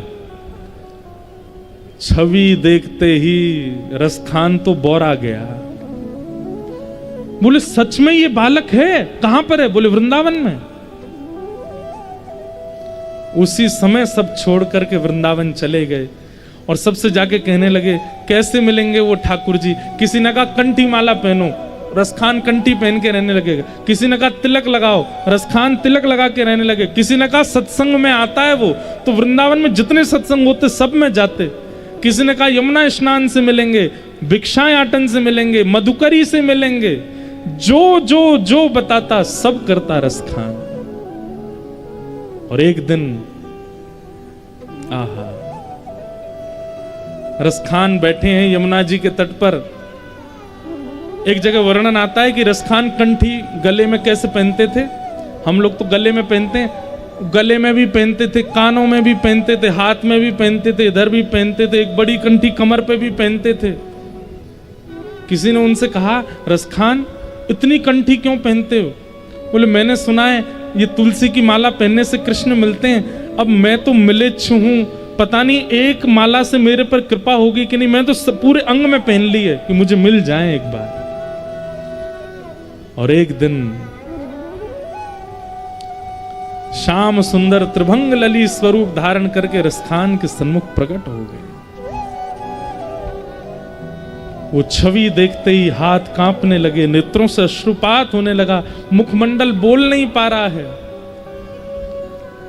और तभी वृंदावन में एक अद्भुत प्रेम लक्षण भक्ति वाले श्री रसखान का प्रादुर्भाव हुआ। एक क्षण, एक छवि यदि दिख जा, मतलब मैं कहना क्या चाहता हूं, ये मति कुंवारी है और ये मति, आज की भाषा में कह दूं, बुरा नहीं मानिएगा, ये मति जो है ना, इसका चरित्र अच्छा नहीं है। ये एक की नहीं हो सकती, ये सबकी होती है, कभी इसकी कभी उसकी, कभी कहीं कभी कहीं, कभी कोई भोजन वस्तु प्रिय, कभी कोई स्थान प्रिय, कभी कोई व्यक्ति प्रिय। हमारा शरीर एक बार को एक का हो जाता, पर मति एक की नहीं होती। मति तो केवल और केवल श्याम सुंदर की हो सकती है। इसलिए आज भीष्म पितामह कह रहे हैं संसार की इति और इस मति को मैं आपको प्रदान करता हूं, मेरी इस कुंवारी बेटी मति से आप ब्याह कर लो। भगवान बोले भैया मति से पूछ तो लो उसको हम अच्छे लगते हैं कि नहीं। भीष्म पितामह कहते हैं त्रिभुवन कमनम तमाल वर्णम रविकर गौरवराम्बरम दधाने वपुरलक कुलावृताननाब्जम विजय सखे रतिरस्तु मेन वद्य।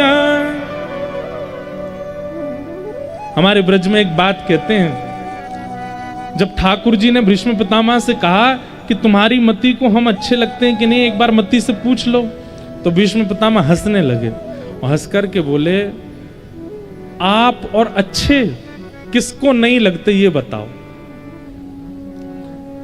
अरे महाभारत युद्ध में कौरव जब अर्जुन को बाण मारने के लिए प्रत्यंचा चढ़ाते थे ना, तो आपको देख करके कभी कभी उनके हाथ पैर कांपने लगते थे। इतने सुकोमल रथ के सारथी बैठे, हम अर्जुन को कैसे बाण मारें।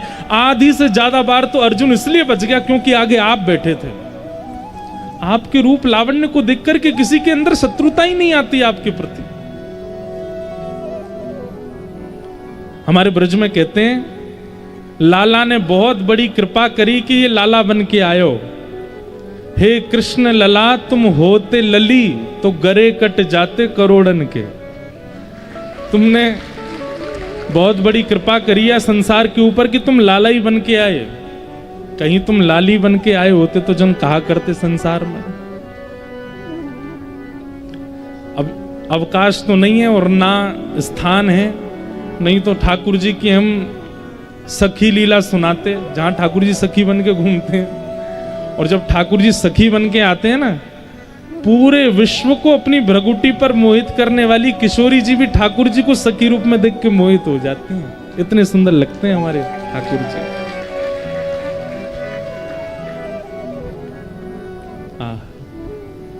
हम तो अपने ठाकुर जी को भी सखी बनाते हैं। राधाष्टमी वाले दिन हमारे लाला चूड़ामणि पहनते हैं, चुनरी ओढ़ते हैं, सुंदर लहंगा पहनते हैं, साड़ी पहनते हैं, सखी बन के घूमते हैं। वो अलग विषय है, कभी कहीं और सुनाएंगे। आप किसको प्रिय नहीं हो नाथ? आप सर्वप्रिय हो। अरे आपसे शत्रुता करने वाले भी इसलिए शत्रुता करते हैं कि शत्रुता के कारण आपके सामने खड़े होने का अवसर मिलेगा, और जितनी देर आपसे लड़ाई करेंगे आपको देखने का अवसर तो मिल जाएगा, इसलिए शत्रुता करते हैं कई। तो भीष्म पितामह स्वयं, भगवान ने पूछा पितामह से कि आप पांडवों के पक्ष में क्यों नहीं रहे, कौरवों के पक्ष में क्यों गए? तो पितामह कहते हैं कि नाथ, कौरवों के पक्ष में या तो आपके दाएं खड़ा होता या आपके बाएं खड़ा होता, आपके सर्वांगीण अंग का दर्शन करने के लिए तो विपक्ष ही चाहिए था, इसलिए मैं कौरवों के पास गया ताकि आपको दिख सके। ऐसी छवि है श्याम सुंदर की। आहा। भीष्म पितामह ने स्तुति गाई, और स्तुति गाते हुए उत्तरायण का समय होते ही भीष्म पितामह ने भगवत दर्शन करते करते अपने प्राणों को ठाकुर जी में विलीन कर दिया। बोलो भक्त वत्सल भगवान की। आगे भगवान द्वारिका गए, यहां उत्तरा ने परीक्षित बालक को जन्म दिया। ठाकुर जी उस बालक का दर्शन देने के लिए भी पधारे। तत्पश्चात विदुर जी महाराज ने आकर के गांधारी को और सबको ज्ञान उपदेश किया। तत्पश्चात अर्जुन द्वारिका गए और कुछ महीनों तक लौट करके नहीं आए, तो युधिष्ठिर जी को अपशकुन का अनुभव होने लगा, और तभी देखते हैं कि द्वार पर अर्जुन आकर के बैठा है। उसके सिर पर मुकुट नहीं है, कवच नहीं है। युधिष्ठिर ने जाकर के पूछा, तुम द्वारिका गए थे, महीनों बाद लौट करके आए हो, और तुम्हारी स्थिति देख करके ऐसा लगता है कहीं युद्ध हुआ, कुछ हुआ, क्या बात है अर्जुन, सब ठीक है? तब अर्जुन ने बताया, जिन श्री कृष्ण की कृपा से हम लोग महाभारत युद्ध जीते हैं, वो श्री कृष्ण अपनी लीला पूरी करके यहां से चले गए। श्री कृष्ण लीला संवरण करके चले गए, यह सुनकर के पांडव मौन हो गए, और परीक्षित को राज्य गद्दी पर बिठा करके वन बड़कल वेश धारण करके वन की ओर स्वर्गारोहण को प्रस्थान कर गए। छोटे से परीक्षित को राज्य गद्दी पर बिठा दिया। ब्राह्मणों के नेतृत्व में परीक्षित राज्यपात संभाल रहे हैं, और ये पांडव सब वन को स्वर्गारोहण को प्रस्थान कर गए। पांडवों पर बड़ी कृपा की ठाकुर जी ने। विरह से आतुर व्याकुल पांडव, कुंती ने तो प्राण ही त्याग दिए जैसे सुना ठाकुर जी चले गए।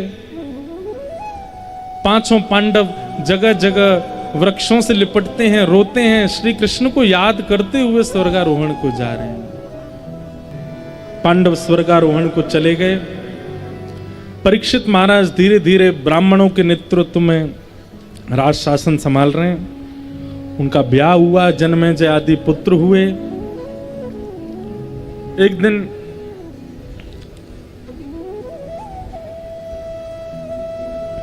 जरासंध का मुकुट अपने सिर पर धारण करके देखना चाहा, जिसके कारण मती में कलयुग का निवास हो गया। कलयुग को 5 स्थान प्रदान किए थे, द्यूतम पानम स्त्रिय सूना, और पुनः याचना करने पर पुनश्च याचमानाय जात रूप मदात प्रभु। कथाक्रम बहुत है, इसलिए ध्यान से सब लोग सुनो, इधर देखो, सावधानी से बैठो। जुए में कलयुग का निवास है, मदिरा पान में कलयुग का निवास है, और मदिरा पान ही नहीं, जिह्वा पर हर उस वस्तु को धारण करना जो जिह्वा के लिए नहीं है, उन सब में कलयुग है। केवल खाने पीने की वस्तु नहीं है महाराज, ये जो बात बात पर लोग गालियां देते हैं ना, ये इसमें भी कलयुग का निवास है। ये भी मद्यपान के समान पाप लगाएगा। आप अपनी जिह्वा को इतना अपवित्र नहीं कर सकते। द्यूतम पानम, पर स्त्री पर पुरुष संग में भी कलयुग का निवास है। सूना, हिंसा में कलयुग का निवास है। विवाद कलेश में कई लोगों की बड़ी रुचि होती है, लड़ाई झगड़ा करने के लिए वे लोग तत्पर खड़े रहते हैं, कैसे भी लड़ें हम, उसमें भी कलयुग का निवास है। और पुनश्च याचमानाय जात रूप मदात प्रभो, पुनः याचना करने पर 5वां स्थान दिया, अनीति से कमाया गया धन। क्योंकि धन में तो ठाकुर जी का निवास भी है, तो अनीति से जो धन कमाते हैं उसमें कलयुग का निवास है। 5 जगह सावधानी रखिए। जुआ मत खेलिए, मद्यपान मत कीजिए, अशुद्ध वस्तुओं का सेवन मत कीजिए, विवाह के उपरांत एक पत्नी व्रत एक पतिव्रत धारण कीजिए, लड़ाई झगड़ा मत कीजिए, विवाद जैसे शुरू होने वाला हो हाथ जोड़ करके प्रस्थान करते चलिए, और अंतिम बिना मेहनत के धन मत कमाओ, थोड़ा श्रम तो किया कीजिए। आजकल आपको पता कलयुग में लोगों की बुद्धि विकृत क्यों हो रही है? घर बैठ के धन कमाने की योजनाएं सोचते रहते हैं, हमें कुछ करना ना पड़े, पैसा आता रहे। प्रॉपर्टी है किराए पे चढ़ा दो, उससे पैसा आता रहेगा, वो है उसको वहां दे दो, पैसा आता रहेगा। किराए पर देने से पैसा कमाना बुरा तो नहीं है, पर हमारा ऐसा मंतव्य उसमें आपने श्रम तो कुछ किया नहीं। लोग कहते श्रम नहीं किया, हमने खरीदा था, इतना करोड़ का खरीदा, श्रम नहीं है। अरे तो उसमें क्या मेहनत हुई आपसे? तो फिर ऐसा क्या करना है? तो बोले किराए का जो ये पैसा आता है, या फिर ये स्टॉक मार्केट में लोग लगे रहते हैं, कुछ भी करते हैं जिसमें कोई मेहनत तो होती नहीं है, पैसा आता है, ऐसे धन को सेवा में लगाओ।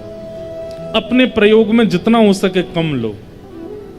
जो बिना परिश्रम का धन है उससे असहायों की सेवा करो, गौ सेवा करो, सनातन धर्म के कुछ प्रकल्पों की सेवा करो, अनाथ बालकों की सेवा करो, उस सेवा में लगाओ। अब एक एक चीज का स्पष्टीकरण करना पड़ता है, क्योंकि कई लोग यूं कहते हैं तो महाराज जी लूट मार करके भी कमा के अगर सेवा में लगा दे तो कोई दिक्कत तो है नहीं, किसी से लूट के लगा दिया जाए, ऐसा करना नहीं है। सीधी बात है कि पड़े पड़े जो कमाई हो रही है ना, उससे विकृति आती है, इसलिए उसको सेवा में प्रयोग करो। इस प्रकार 5 स्थान प्रदान किए। राजा परीक्षित स्वयं आखेट को वन में गए, शमिक ऋषि के आश्रम गए। ऋषि के आश्रम जाकर के धैर्यता का प्रमाण देना चाहिए, लेकिन कलयुग जब आपके चित्त पर हावी होता है तो सबसे पहला प्रहार आपके धैर्य को नष्ट करता है। लिख लीजिएगा कहीं पर, अगर किसी व्यक्ति में धैर्य नहीं है तो इसका मतलब यह है कि उस पर कलयुग का प्रभाव है। धैर्य जानते हैं? पेशेंस, सबर, ये जिसके चित्त में नहीं है बहुत ज्यादा उतावला रहता है किसी भी चीज में, समझ जाना कलयुग का प्रभाव है उसके ऊपर।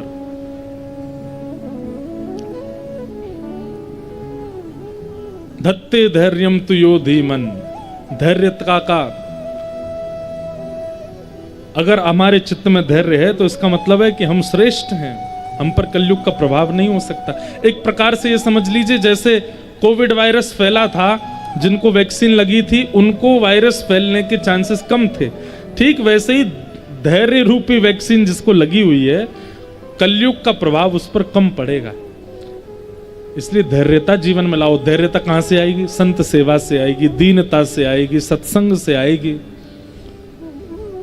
धैर्य। राजा परीक्षित पर जब कलयुग का प्रभाव हुआ, राजा परीक्षित स्वयं धैर्य खो बैठे और शमिक ऋषि के आश्रम जाकर के जल की याचना की, परंतु त्रातक समाधि में बैठे शमिक ऋषि ने कोई प्रत्युत्तर नहीं दिया, तो एक मृतक सर्प अपने बाण से उठा के उनके गले में डाल दिया। ये जान करके कि पाखंड कर रहे हैं, तुम्हारे द्वार पर एक छत्र सम्राट आया और तुम अभी भी ध्यान में बैठे हो। ये कलयुग का दूसरा प्रभाव है, ध्यान से सुनिएगा। पहला धैर्य को नष्ट करेगा, दूसरा सब में कितना भी गुणवान व्यक्ति आ जाए उसमें भी अवगुण ही दिखने लग जाए, ये कलयुग का प्रभाव है। यहां पर शमिक ऋषि के आश्रम पर आकर के उनकी समाधि को समाधि ना जान करके पाखंड देख रहे हैं, ये कलयुग का प्रभाव है। गले में मरा हुआ सर्प डाल दिया। कुछ बालकों ने इस दृश्य को देख करके नदी में स्नान कर रहे शमीक ऋषि के पुत्र श्रृंगी को बता दिया। श्रृंगी को जब ये बात पता चली, उन्होंने तुरंत जल हाथ में लेकर के श्राप दे दिया, मेरे पिता का अपमान करने वाले राजा परीक्षित को मैं श्राप देता हूं, आज के ठीक 7वें दिन तक्षक सर्प डसेगा और इनकी मृत्यु हो जाएगी। लौट करके आए, पिता की समाधि जैसी टूटी, पुत्र को रोते हुए देखा, पूछा तुम क्यों रो रहे हो? आपके गले में मरा हुआ सर्प डाल दिया राजा परीक्षित ने। पिता ने उतार करके फेंक दिया। लेकिन श्रृंगी बोला, पिताजी आप चिंता ना करें, मैंने भी उसको 7 दिन में मरने का श्राप दिया है, उसको सबक सिखाया है। ये बात सुनकर के शमीक ऋषि को अच्छा नहीं लगा। अपने पुत्र को समझाने लगे कि भाई किसी की गलती पर उसको डांटना चाहिए, उसको समझाना चाहिए, उसको सुधारना चाहिए। मृत्यु दंड दे दिया, ये उचित नहीं है।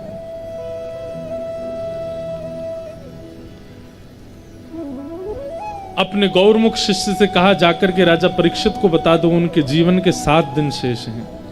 राजा परीक्षित को जैसे ही पता चला जीवन के 7 दिन बचे हैं, मुकुट उतार चुके थे, कलयुग का प्रभाव थोड़ा धीमा हो चुका। अच्छा, कलयुग का एक बात और है, आपसे गलत करवा देगा और गलत करवाने के बाद फिर आत्मग्लानि करवाएगा। बाद में आप रोते रहोगे, मैंने ऐसा क्यों कर दिया, मैंने आवेश में आके कर दिया, मैंने क्रोध में आके कर दिया, मैं उस समय आपे से बाहर हो गया। ये आवेश, आपे से बाहर होना, ये सब कलयुग का प्रमाण है कि वो आपके ऊपर हावी है। आपका वश अपने ऊपर नहीं है, इसका मतलब किसके ऊपर वश है? कलयुग आपको वशीकरण करके बैठा है। इसलिए भैया सत्संग नित्य किया करो, नाम जप नित्य किया करो, ठाकुर जी की सेवा नित्य किया करो, उत्तम श्लोकों का नित्य चिंतन किया करो, नहीं तो कलयुग आपको पता भी नहीं चलेगा कब आपके संपूर्ण भाव को अपने वश में कर लेगा। राजा परीक्षित जैसे ही सुना 7 दिन में मरने का श्राप लगा, अपने पुत्र जन्मेजय को राज्य गद्दी पर बिठा करके गंगा के तट पर चले गए। संतों से जाकर के पूछने लगे, म्रियमाण व्यक्ति जिसके जीवन के केवल 7 दिन बचे हैं, उसकी मुक्ति का उपाय बताओ। और तभी उस सभा में श्री सुखदेव जी महाराज का आगमन हुआ। बोलो सुखदेव जी महाराज की। बहुत सुंदर प्रसंग है। यहाँ पर परीक्षित के प्रश्न, सुखदेव जी का प्रत्युत्तर, सब कुछ अद्भुत है, पर सबको हम प्रणाम करते हैं। परीक्षित जी ने चरणों में प्रणाम करते हुए पूछा, महाराज अतः पृच्छामि संसिद्धिं योगिनां परमं गुरुं पुरुषस्य यत् कार्यं म्रियमाणस्य सर्वथा। जिसके जीवन के केवल 7 दिन बचे हैं, उसको अपनी मुक्ति के लिए क्या करना चाहिए, कृपा कर मुझे बताओ। और इसके उत्तर में अब यहां से 2 स्कंद से श्री सुखदेव जी महाराज बोलना प्रारंभ करते हैं कि वरीयानेशते प्रश्नः कृतो लोकहितं नृप आत्मवीत् सम्मतः पुंसां श्रोतव्यादिषु यः परः। एक बात सुनिएगा, इसका विस्तार मैं ज्यादा नहीं करूंगा, पर गुरु कौन? जो प्रश्न का उत्तर दे दे, जो शंका का समाधान कर दे, ये सब तो है ही, पर इस वाक्य से लगता गुरु कौन? जो प्रश्न करना सिखा दे, वो गुरु है। हमें प्रश्न करना नहीं आता, हम कुछ भी पूछते हैं। प्रश्न कैसा होना चाहिए, कई बार आपकी जिज्ञासा और आपकी प्रतिक्रिया बता देती कि आप कैसे गुरुजनों के संग में रहे हो।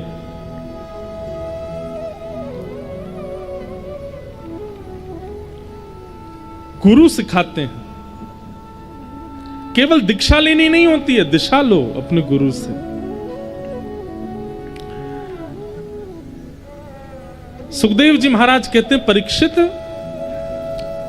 मुक्ति की याचना का प्रश्न यदि लोक हित के लिए तुम पूछ रहे हो तो अच्छा है, लेकिन अपने लिए पूछ रहे हो, पर्सनली अपने लिए अगर पूछा है तो तुम्हारा प्रश्न उचित नहीं है। परीक्षित बोले, 7 दिन में मरने का श्राप मुझको लगा है तो मैं अपने लिए ही तो पूछूंगा, पर आप कह रहे हो कृतो लोक हितम नृपः, सबके हित के लिए तुमने ये प्रश्न अच्छा किया, पर अपने लिए, तुम्हारे लिए अच्छा नहीं है। क्यों?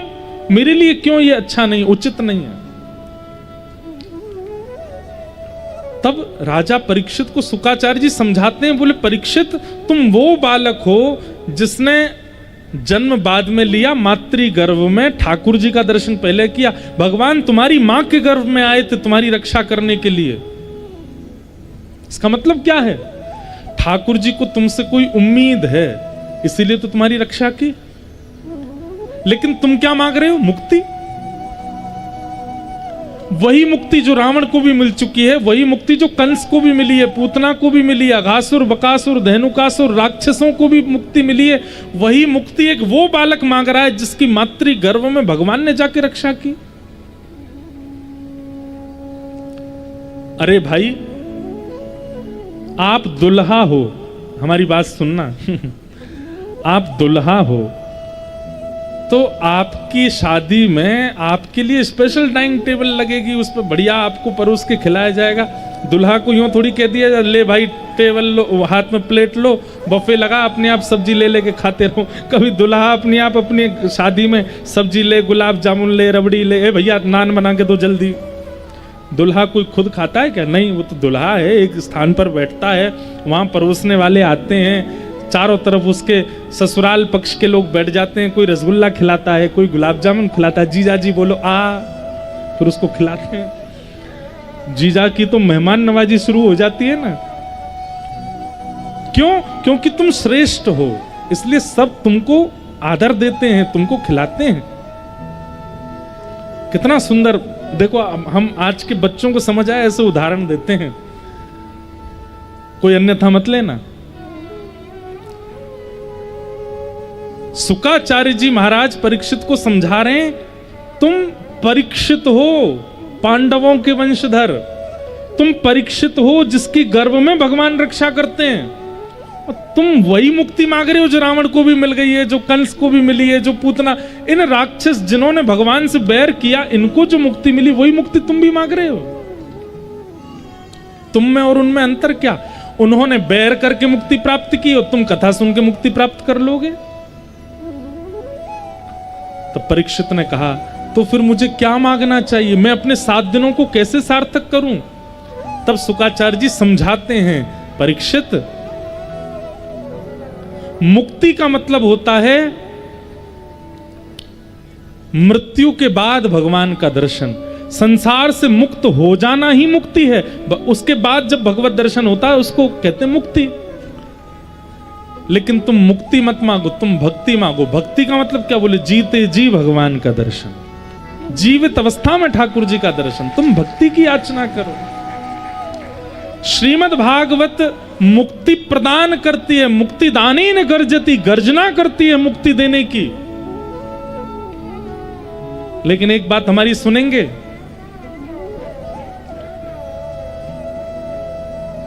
मुक्ति की गर्जना उन लोगों के लिए करती है जो संसार से पीड़ित हैं, जो विषय भाव से पीड़ित हैं, जो संसार में लगे हुए, वे यदि कथा में आते तो उनको मुक्ति। लेकिन जिनके चित्त में प्रेम है, ठाकुर जी के प्रति भक्ति है, श्रीमद् भागवत जी उनको प्रेम लक्षणा भक्ति प्रदान करती हैं। बाकियों को तो मुक्ति देकर के भगवत दर्शन होता है, पर प्रेम लक्षणा भक्ति जिनको प्राप्त होती है उनको जीते जी भगवत दर्शन हो जाता है।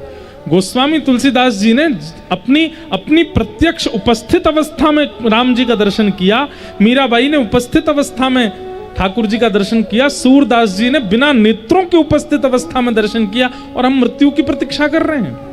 नहीं। परीक्षित, तुम मुक्ति मत मांगो, तुम तो भक्ति मांगो, ताकि 7वें दिन तक्षक सर्प डसे और उससे पहले, मृत्यु से पहले तुमको भगवत साक्षात्कार हो जाए, ऐसा मांगो। लंबे भाव में समझाया, पूरा द्वितीय स्कंद इसी भाव में ही लगा दिया समझाने में कि तुम मुक्ति नहीं भक्ति मांगो। तब परीक्षित जी ने चरणों में प्रणाम करके कहा, समीचीनम वचो भगवन, आपने मेरी अब भावनाओं को सुदृढ़ कर दिया। अब मैं आपसे प्रार्थना करता हूं कि मुझे ठाकुर जी की भक्ति मार्ग का दर्शन कराओ। मुझे भक्ति कैसे प्राप्त होगी? तब सुखदेव जी महाराज ने मंगलाचरण किया, और मंगलाचरण करते हुए कथा सुनाना प्रारंभ किया। अब हम कई प्रसंगों को स्पर्श मात्र करेंगे और उनके सूक्ष्म सूक्ष्म भाव कहते हुए नंदोत्सव तक ले जानी है कथा, सब कहेंगे। आप लोग सावधानी से एक एक भाव सुनिएगा। श्रीमद् भागवत की रचना एवं चतुश्लोकी भागवत का ठाकुर जी के द्वारा गायन करके ब्रह्मा जी को प्रदान करना, ये सब विषय सुनाए गए। उद्धव विदुर जी की भेंट होती है वृंदावन में, और वहां विदुर जी महाराज उद्धव जी से कहते हैं कि मुझे भगवत दर्शन करना है। उद्धव जी कहते हैं ठाकुर जी तो लीला प्रस्थान कर गए, पर अंतिम समय में ठाकुर जी ने जो भागवत धर्म सुनाया, उस भागवत धर्म को आपको सुनाने की आज्ञा ठाकुर जी मैत्रेय मुनि को दे गए, आप वहां जाओ। विदुर जी महाराज मैत्रेय मुनि के आश्रम हरिद्वार आते हैं और श्री मैत्रेय मुनि विदुर जी को भागवत धर्म सुनाते हैं।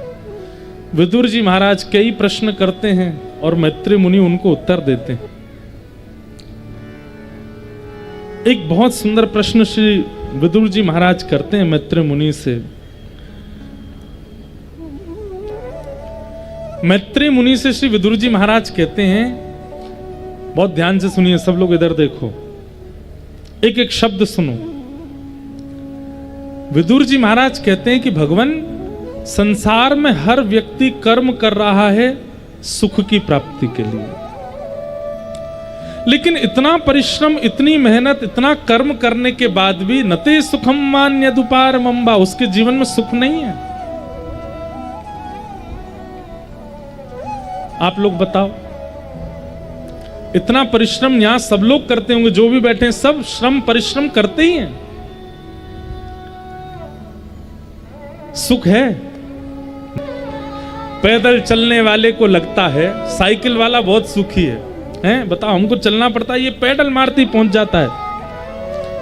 साइकिल वाले को लगता है स्कूटर वाला अच्छा है, स्कूटर वाले को लगता है बाइक वाला अच्छा है, बाइक वाले को लगता है एसी गाड़ी में बैठने वाला अच्छा, एसी गाड़ी वाले को लगता है बड़ी गाड़ी वाला अच्छा, पैर लंबे हो जाते हैं उसमें। बड़ी गाड़ी वाले को लगता है महंगी गाड़ी वाला अच्छा, महंगी गाड़ी वाले को लगता है हवाई जहाज वाला अच्छा है, हवाई जहाज वालों को हेलीकॉप्टर वाला अच्छा, हेलीकॉप्टर वाले को लगता है हवाई जहाज वाला अच्छा, और हवाई जहाज वाले को लगता है 2 रोटी सुबह 2 रोटी शाम को अपने परिवार के संग बैठ के झोंपड़ी में पाने वाले कितने सुखी हैं। हमारे ऊपर कितनी चिंता है, डायबिटीज हो गई है, शुगर हो गई है, डॉक्टर ने कहा है छिलका वाली दाल से रूखी रोटी खाया करो, हवाई जहाज है तो क्या हो गया, 100 करोड़ का टर्नओवर करते हैं लेकिन खा ही नहीं सकते। ये गांव में रहने वाले कितने सुखी हैं, गैया का दूध काटते हैं, ताजा ताजा दूध पीते हैं, हल चलाते हैं, कोई टेंशन नहीं, कोई चिंता नहीं, मस्त रहते हैं। हर किसी को हर कोई सुखी लगता है। आज हम जब नर्मदा जी के तट पर गए तो हम जिस तट पर गए, गौ बछड़ा गौ बच्चा ये है, हाँ, वहां गए। हमें था कि वहां भी भीड़ नहीं होगी, लेकिन वहां भी भीड़ थी, और वहां तो ऐसी भीड़ महाराज, 3-4 मैया तो हमारे सामने बची डूबते डूबते। एक हमारे पंडित जी कूदे उनको बचाने, बाल पकड़ के निकाल के लाए, ऐसी गहरी। मैंने कि आज हो जाती गंगा सप्तमी, नर्मदा जी में ही विलीन हो जाती बच गए बेचारे। तो जब वहां घाट पे अब लोग बाग नहाते हैं, अगरबत्ती जलाएंगे, दिया जलाएंगे, सब इतना करते हैं। हमने कही भाई कोई रास्ता होता सामने जाते, जो सामने वाला घाट है।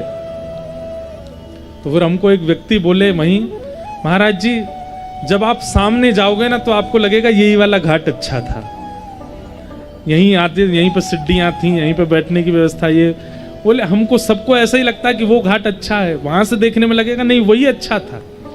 तब मन में आया कि ये तो संसार में भी होता है।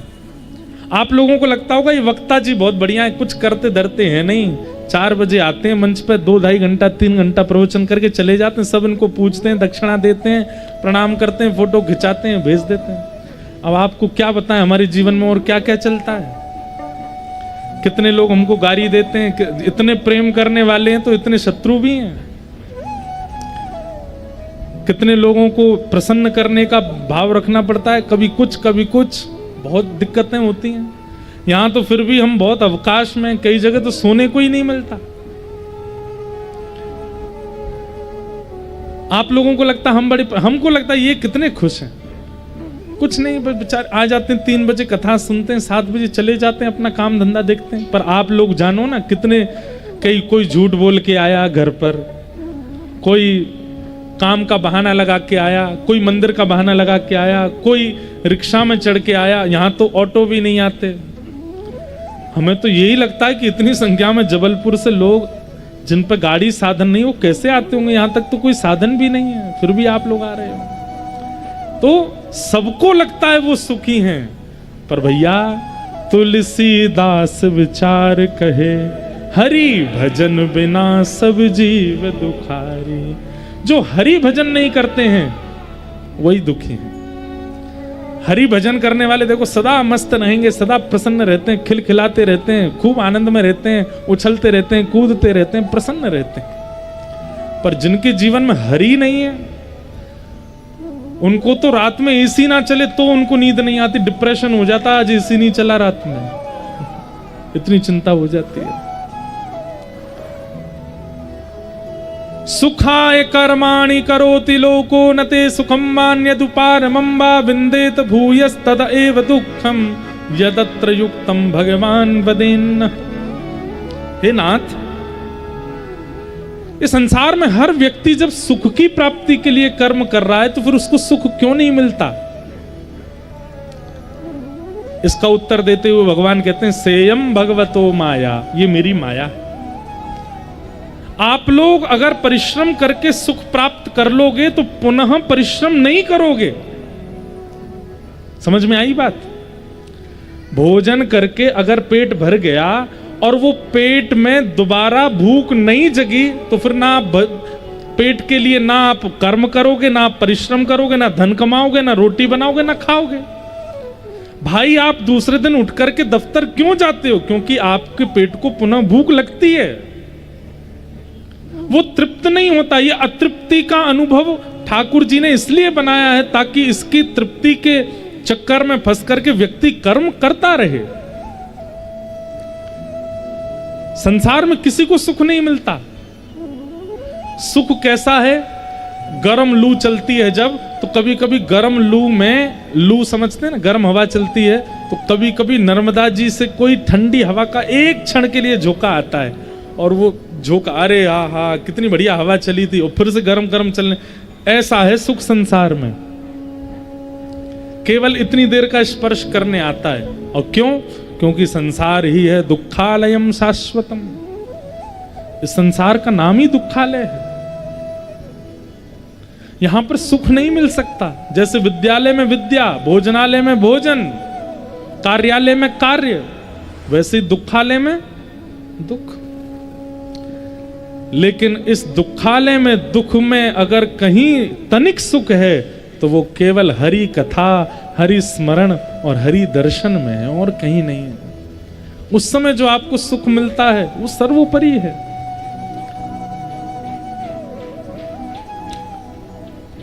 मैत्रेय मुनि ने अनेक प्रश्न किए।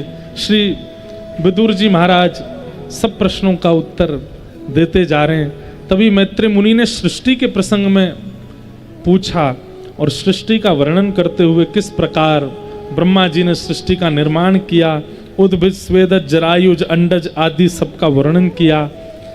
तभी ब्रह्मा जी के अंग से स्वयंभू मनु शत्रुपा उनका प्रादुर्भाव हुआ।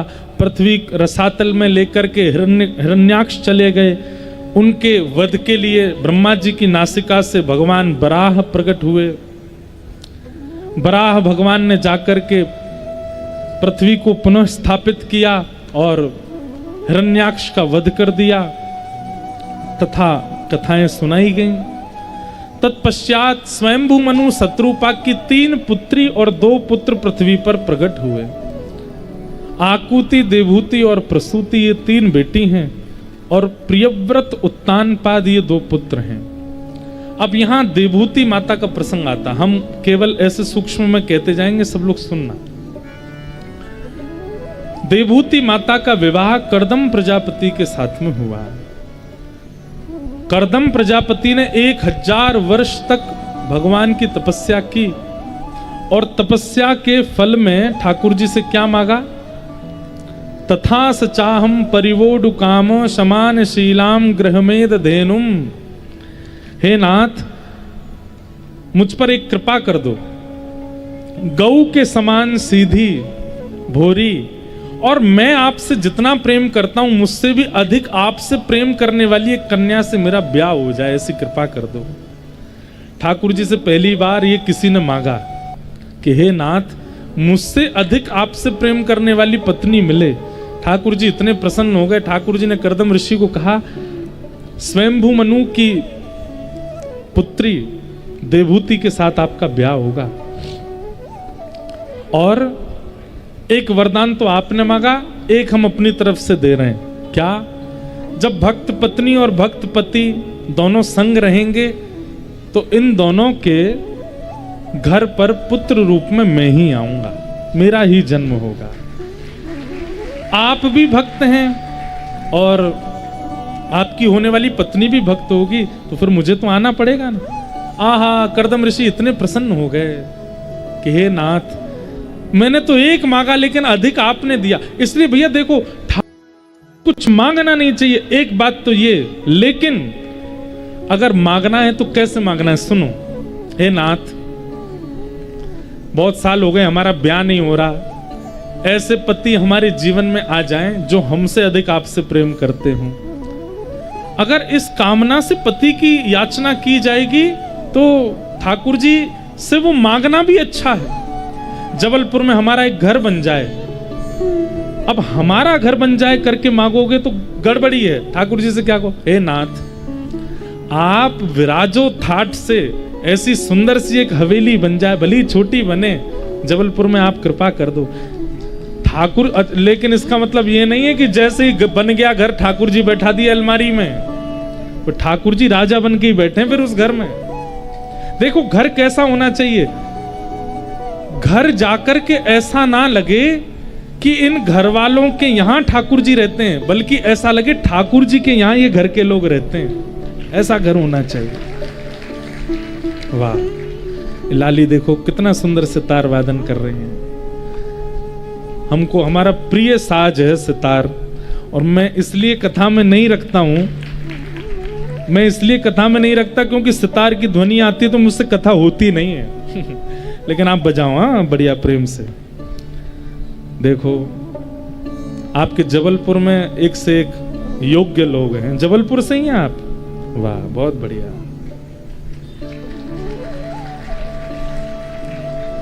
बहुत बढ़िया।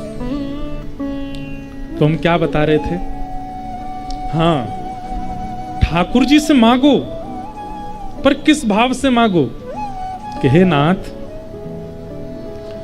हमारा घर बन जाए। अब गाड़ी चाहिए, हे नाथ एक गाड़ी दिलवा दो। आपको कभी वृंदावन जाना हो, बद्रीनाथ जाना हो, द्वारिका जाना हो, तो एक बढ़िया एयर कंडीशन गाड़ी हो, बैठ के ठाट से जाओ आप। ठाकुर जी के संबंध से यदि संसार मांगोगे तो वो संसार भी भक्ति युक्त होकर प्राप्त होगा, उससे आपका नाश नहीं होगा, कल्याण ही होगा। पर हाँ, याद रहे, फिर वो वस्तु मिलने पर कभी अपने सुख का उपभोग ना हो, वो ठाकुर जी की सेवा में ही हो। पति की याचना इस भाव से करें कि हे नाथ, अकेले कथा सुनने जाती हैं हम, ऐसा पति जीवन में आवे जो हमें संग लेकर के कथा में जाए, संग वृंदावन जाए, संग लेके बद्रीनाथ जाए, संग द्वारिका जाए, आपके और समीप ले जाने वाला एक पति हमको प्राप्त हो। इस कामना से सोमवार के व्रत करो, इस कामना से हनुमान जी से प्रार्थना करो। अब ये मांगा तो संसार, लेकिन भक्ति युक्त होकर मांगा, इसलिए इसमें दोष नहीं है। तो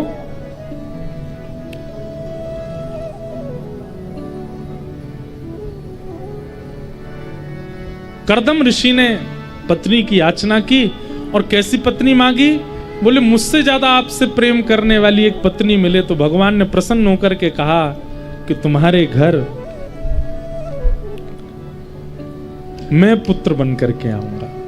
और कर्दम ऋषि देवहूति के यहां 9 पुत्रियों ने जन्म लिया, और 10वें संतान पुत्र के रूप में साक्षात भगवान कपिल का प्रादुर्भाव हुआ। बोलो कपिल भगवान की जय। आहा, 9 पुत्री कौन है? नवदा भक्ति, श्रवणम कीर्तनम विष्णु स्मरणम पाद सेवनम अर्चनम वंदनम दास्यम सख्य आत्मनिवेदनम। अभी जोधपुर में कथा थी, 3 दिन का सत्र था वहां पर नवदा भक्ति का। तो 3 दिन दास ने श्रवण कीर्तन और स्मरण भक्ति पर कहा, फिर 3 दिन पूज्य मलुकपीठ वाले महाराज जी ने अर्चन वंदन और दास्य भक्ति पर कहा, फिर 3 दिन पूज्य गोवत्स राधा कृष्ण महाराज जी ने 3 अनेक भक्तियों पर कहा। तो वहां प्रसंग क्या था? तीनों भक्तियों के आचार्य, तीनों भक्तियों को करने में परहेज, और इन तीनों भक्तियों से कौन कौन से ठाकुर जी भारत में प्रसन्न होते हैं। ऐसा बहुत अच्छा प्रसंग था। तो नवदा भक्ति, और नवदा भक्ति के बाद 10वें संतान के रूप में भगवान आए। कपिल देवूति संवाद अद्भुत है श्रीमद् भागवत में, सांख्य शास्त्र का रूप जिसको कहा जाता है। देवभूति माता, 7 तो बज गए यहीं पे लेकिन आज आप लोग संडे है, छुट्टी पे ही हो, तो थोड़ा विलंब तो होगा न। हम जल्दी जल्दी और करने का प्रयास करते हैं ठाकुर जी का। अरे यहाँ तो 7 दिन की बात है, नासिक में 1 महीना कथा हुई तो हम प्रहलाद चरित्र तक ही पहुंच पाए, वहाँ कृष्ण जन्म भी नहीं हुआ। अब अगले साल 1 महीने की कथा प्रहलाद चरित्र से शुरू होगी, क्योंकि अभी तो कितने भक्तों के चरित्र सुनाते हैं। एक एक विषय का फिर जब विस्तारीकरण होता है, उसमें फिर कोई उदाहरण दिया जाता है, विस्तार तो हो जाता है। लेकिन आप लोग विराजे रहना, जाना नहीं। हाँ, इतनी दूर आए हो तो फिर नंदोत्सव मना के ही जाना। अब भले ही 12 बजे बने रात को एक आध जगह ऐसी भी योजना बनी है कि 12 बजे ही नंदोत्सव हुआ रात को। और देखो, गंगा सप्तमी है, नंदोत्सव तो अष्टमी को ही होगा तो अष्टमी वैसे तो लग गई होगी अभी, लेकिन हम लोग तो अंग्रेजी कैलेंडर वाले हैं ना, रात 12 बजे के बाद ही दिन मानते हैं। तो अब बैठ जाओ कमर कस के, घबराओ नहीं, हम अभी करते हैं जल्दी। अभी हनुमान जी है ना पवई धाम सरकार, हनुमान जी से कहते हैं कि आओ भैया, जैसे लंका पहुंचे थे कूद के, ऐसे हम भी चलते हैं सब क्रमों को स्पर्श करके। देवभूति कपिल संवाद अद्भुत है। देवभूति माता ने अनेक प्रश्न किए। निर्विणा नितराम भूमन असद इंद्रिय तर्षणात् येन संभाव्यमानेन प्रपन्ना। मैंने कहा ना, नर्मदा ज्ञान प्रदायिनी है। मैं चाहता तो हूं कि मैं विषय छोड़ के आगे निकलूं, पर पता नहीं कौन बुलवाता है। नर्मदा जी बुलवाती हैं, वो ही रोक लेती हैं एक स्थान पर। नहीं तो ऐसी कोई योजना नहीं, और ना ऐसा यहाँ का कुछ वातावरण है कि विस्तार किया जाए, पर फिर भी हो जाता है। देवभूति माता ने प्रश्न किए, और प्रश्न पूछते हुए, अब प्रश्न तो अनेक हैं, लेकिन एक प्रश्न का उत्तर हम सुन लेते हैं। देवभूति माता ने कहा कि इस मन को सुधारने का तरीका क्या है? ये मन बहुत चंचल है, इसकी चंचलता कैसे ठीक हो सकती है? कृपा करके मुझे बताओ। तब कपिल भगवान कहते हैं कि मैया, मन को साधने का एक ही तरीका है। क्या? मन का संग सुधारो। जब तक आपकी संगति नहीं सुधरेगी, एक बात कहें, संग का मतलब ये नहीं होता कि आप कैसे व्यक्ति से मिलते हो, कैसे व्यक्ति के साथ रहते हो। कई बार आपकी वेशभूषा भी संग होती है। ये सफेद बगलबंदी पहनना, धोती पहनना, शिखा रखना, तिलक लगाना, गले में कंठी पहनना, ये भी संग है। इसका भी असर आपके जीवन पर पड़ता है। सादा रोटी पाना, दाल के साथ पाना, ज्यादा चटपटा ना खाना, यह भोजन का संग है। इससे भी आपके मन पर असर पड़ता है। क्षमा कीजिएगा, आप व्यक्ति अच्छे आपके मित्र हैं, आप वातावरण में अच्छे में रहते हो, लेकिन पहनाव उड़ाव भी अगर आपका थोड़ा विचित्र है ना, तो उसका प्रभाव भी आपके मन पर होगा। आजकल के युवा भाई लोग आते मिलने, यहां से सपाट करवा लेंगे, इधर से सपाट, बीच में ऐसी खड़ी कर लेते हैं खेती, और उसमें पीले पीले नीले गुलाबी रंग लगा लेते हैं। अब सुनो, उसके मुख से हरे कृष्ण कितना विचित्र लगता है। वो जब कहता हरे कृष्ण हरे, तिलक भी लगा लेता है तो ऐसा लगता है तिलक का अपमान कर रहा है। सादा भेष हो। एक बात कहें आपको, लिख लीजिएगा, आप जिसके लिए तैयार होते हैं ना, जिसका चिंतन करके तैयार होते हैं, कहीं ना कहीं उसके गुण आपके अंदर आने लग जाते हैं। हमारे विप्र देवता, हमारे साधु संत, हमारे विरक्त, हमारे वैष्णव, ये ठाकुर जी का चिंतन करके तैयार होते हैं, तिलक लगाते हैं, शिखा बांधते हैं, धोती पहनते हैं, बगलबंदी पहनते हैं, उपरना पहनते हैं, इत्र लगाते हैं, चंदन फोटा करते हैं। ठाकुर जी जैसे गुण आने लग जाते हैं उनके अंदर। लेकिन आपका श्रृंगार किस लिए है? एक पार्टी में जा रहे हैं, वहां पर वो आएगा, उसको दिखाना है, उसको रिझाना है, उसको बताना है, अपनी सास को दिखाना है, अपनी ननद को बताना है, अपने भैया को दिखाना है, या किसी के भी चिंतन से जब आप तैयार होते हैं, खुद के लिए भी अगर तैयार होते हैं तो भी आपके अवगुण और बढ़ते हैं, और फिर जिसके लिए आप चिंतन करते हैं उसके अवगुण आपके अंदर आने लगते हैं। इसलिए नित्य कुछ भी पहनो, तिलक तो जरूर लगाया करो, कम से कम ठाकुर जी जैसे गुण तो आएंगे। तो संग का मतलब केवल व्यक्तियों का नहीं होता है, वस्त्रों का भी है, भोजन का भी है, सब संग। तब भगवान कहते हैं, मां साधुओं का संग करो। और कैसे साधु? साधु किसको कहते हैं? तितिक्षवः कारुणिका सुहृदः सर्वदेहिनाम अजात शत्रवः शांता साधवः साधुभूषणात्। ये पंच लक्षण जिसमें है उसको साधु कहते हैं। सबसे पहला सहनशीलता, दूसरा करुणा, तीसरा सबका भला चाहने वाला, चौथा अजात शत्रु, किसी से शत्रुता ना मानने वाला, और पांचवा मौन रहने वाला, शांत रहने वाला या मनन करने वाला।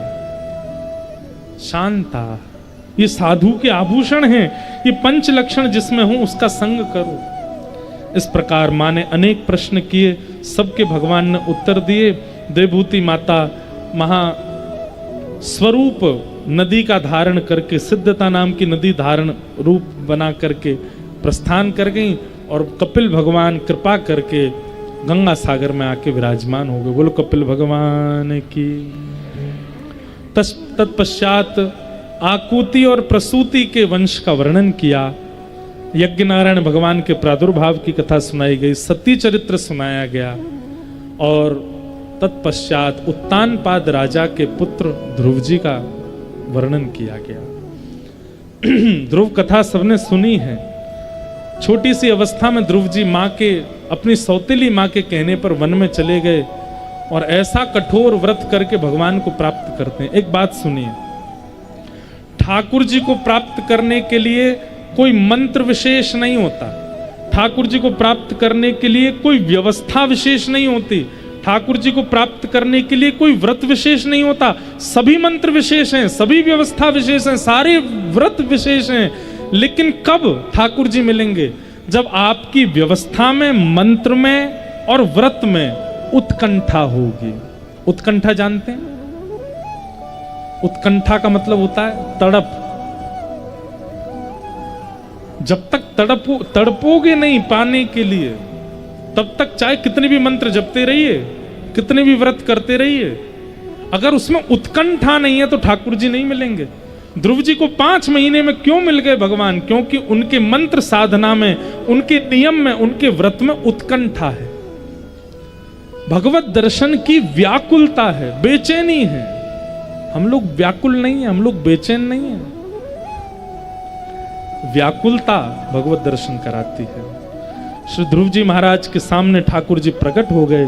ध्रुव जी ने भगवान की स्तुति गाई, और स्तुति गाते हुए श्री ध्रुव जी महाराज ठाकुर जी से कहते हैं, योन्तः प्रविश्य मम वाचमिमां प्रसुप्तां संजीवयत्य खिल शक्ति धरस्व धामना अन्यांश हस्त चरण श्रवणत्वगादीन प्राणान नमो भगवते पुरुषाय तुभ्यम। आप ही मेरी समस्त इंद्रियों से कर्म कराने की सामर्थ्य देते हैं। जीव तो हमारे पास होती है बचपन से, पर बोलने की सामर्थ्य ठाकुर जी देते हैं। नेत्रों से देखने की सामर्थ्य, कानों से सुनने की सामर्थ्य, हाथों से क्रिया की सामर्थ्य, पैरों से चलने की सामर्थ्य, ये सब सामर्थ्य ठाकुर जी देते हैं। सामर्थ्य देने वाले की कृतज्ञता ज्ञापन करनी चाहिए। कैसे? उन्हीं इंद्रियों को उन्हीं की सेवा में पहुंचा करके। किसी ने हमको 2 लाख रुपया दिया, हम लोग कितना उसको धन्यवाद कहते हैं, भैया तुमने बहुत हमारी लाज बचा ली, हमको पैसा दिया। और जिसने आंख दी, जिसने कान दिए, जिसने नाक दी, जिसने जीव दी, जिसने हाथ दिए, जिसने पैर दिए, उसको हम कभी शुक्रिया करते? कभी नहीं। श्री ध्रुव जी महाराज कहते हैं अपनी प्रत्येक इंद्रिय को भक्ति में लगा करके ठाकुर जी को धन्यवाद कहना चाहिए। आंखों से दर्शन करो, कानों से श्रवण करो, जिह्वा से कीर्तन करो, हाथों से सेवा करो, पैरों से प्रदक्षिणा करो। किसी भी इंद्रिय को छोड़ो मत भगवत सेवा में जाने से, क्योंकि उस इंद्रियों को सामर्थ्यवान ठाकुर जी ने बनाया है। ध्रुव जी महाराज भगवान की स्तुति गाते हैं। भक्ति मुहु प्रवहताम त्वयि में प्रसंगो, भक्ति की कामना मांगते हैं। ठाकुर जी ने ध्रुव जी के ऊपर कृपा की और कृपा करके 36,000 वर्ष तक राज्य करने की आज्ञा देकर के भगवान वहां से प्रस्थान कर गए। ध्रुव जी के वंश में राजा अंगु हुए, इनके बेटा बैन हुए। बैन को ऋषियों ने मार दिया था, तो उन्हीं के शरीर के घर्षण से पृथु महाराज हुए, जिनकी वजह से धरती को पृथ्वी कहते हैं। पृथु महाराज ने अनेक वर्षों तक तपस्या करके भगवान को प्रसन्न किया। इंद्र आकर के इनके अश्व का हरण कर लेते थे, तो क्रोध में भर गए, तो भगवान ने आकर के इनके क्रोध को शांत किया। इस प्रकार पृथु महाराज का चरित्र सुनाया गया। अनेक प्रसंगों का यहाँ पर स्तवन करते हुए रहुगण जड़ भरत संवाद सुनाया गया, जहां पर ऋषभदेव भगवान के 100 पुत्र हैं, जिनमें सबसे बड़े पुत्र का नाम भरत है। वही भरत अपने तीसरे जन्म में जड़ भरत बनकर के आए और रहुगण के साथ में उनका संवाद हुआ। रहुगण को ज्ञान उपदेश किया, भूगोल खगोल का वर्णन, नरकों का वर्णन, अजामिलोपाख्यान और नरक जाने वालों के विषयों का वर्णन किया गया। तत्पश्चात एक अद्भुत भक्त की कथा सुनाई गई, जिसका नाम है वृत्रासुर। भक्त वृत्त। श्रीमद् वल्लभाचार्य जी महाराज ने वृत्रासुर के द्वारा गाई गई स्तुति को ही पुष्टि मार्ग बताया।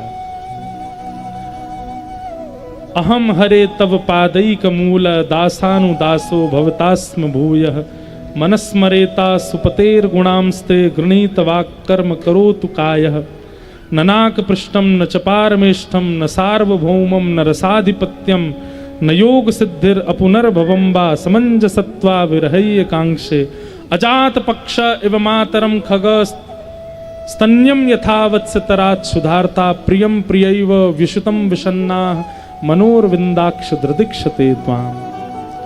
वृत्रासुर की बहुत सुंदर स्तुति है, जहां पर एक असुर भगवान की स्तुति गाता है। बहुत सुंदर कथा है, प्रसंग है, सबको हम प्रणाम मात्र करते हैं। तत्पश्चात वृत्रासुर के पूर्व जन्म की कथा सुनाई गई। चित्रकेतु नाम का एक राजा था। नारद जी ने कृपा करके इसको देव योनि प्रदान की। वहां महादेव का अपमान करने के कारण ये असुर बना। तत्पश्चात भगवान के परम भक्त श्री प्रहलाद जी का चरित्र आया। सतयुग, त्रेता, द्वापर, कलयुग। सतयुग में राक्षस का नाम है हिरण्यकश्यप। त्रेता में राक्षस का नाम रावण। द्वापर में राक्षस का नाम कंस और कलयुग में राक्षस का नाम मैं। ये जो मैं, अहम, देखो राक्षसों के नाम भी छोटे होते चले जाते हैं। हिरण्यकश्यप सतयुग का राक्षस, त्रेता का राक्षस रावण, 3 ही अक्षर हैं। द्वापर का राक्षस कंस, 2 ही अक्षर हैं। और कलयुग का राक्षस मैं, 1 ही अक्षर है। हम सबके अंदर राक्षस है। कलयुग में सतयुग त्रेता द्वापर में तो एक दो राक्षस थे तो भगवान आए, कलयुग में तो हर घर में राक्षस बैठे। अरे कहां तक कहें, सुबह भजनानंदी और शाम को राक्षस होते हुए देखा हमने लोगों को, और रात में साधक सुबह तक राक्षस होते हुए देखा। हम लोग स्विच होते रहते हैं, कभी संत कभी राक्षस कभी संत। ये कलयुग का प्रभाव है कि यहां इतने सारे राक्षस प्रवृत्ति के लोग हैं। किसी पत्रकार ने मुझसे पूछा था, क्या भगवान को अवतार नहीं लेना चाहिए, इतना पाप बढ़ रहा है। हमने कहा भैया, एक रावण, एक कंस, एक हिरण्यकश्यप के लिए भगवान एक एक रूप धारण करके आ गए। अब तो घर घर में राक्षस है, कितने भगवान आएंगे। इसलिए हमारे अनुसार तो कथा ही भगवान का अवतार है।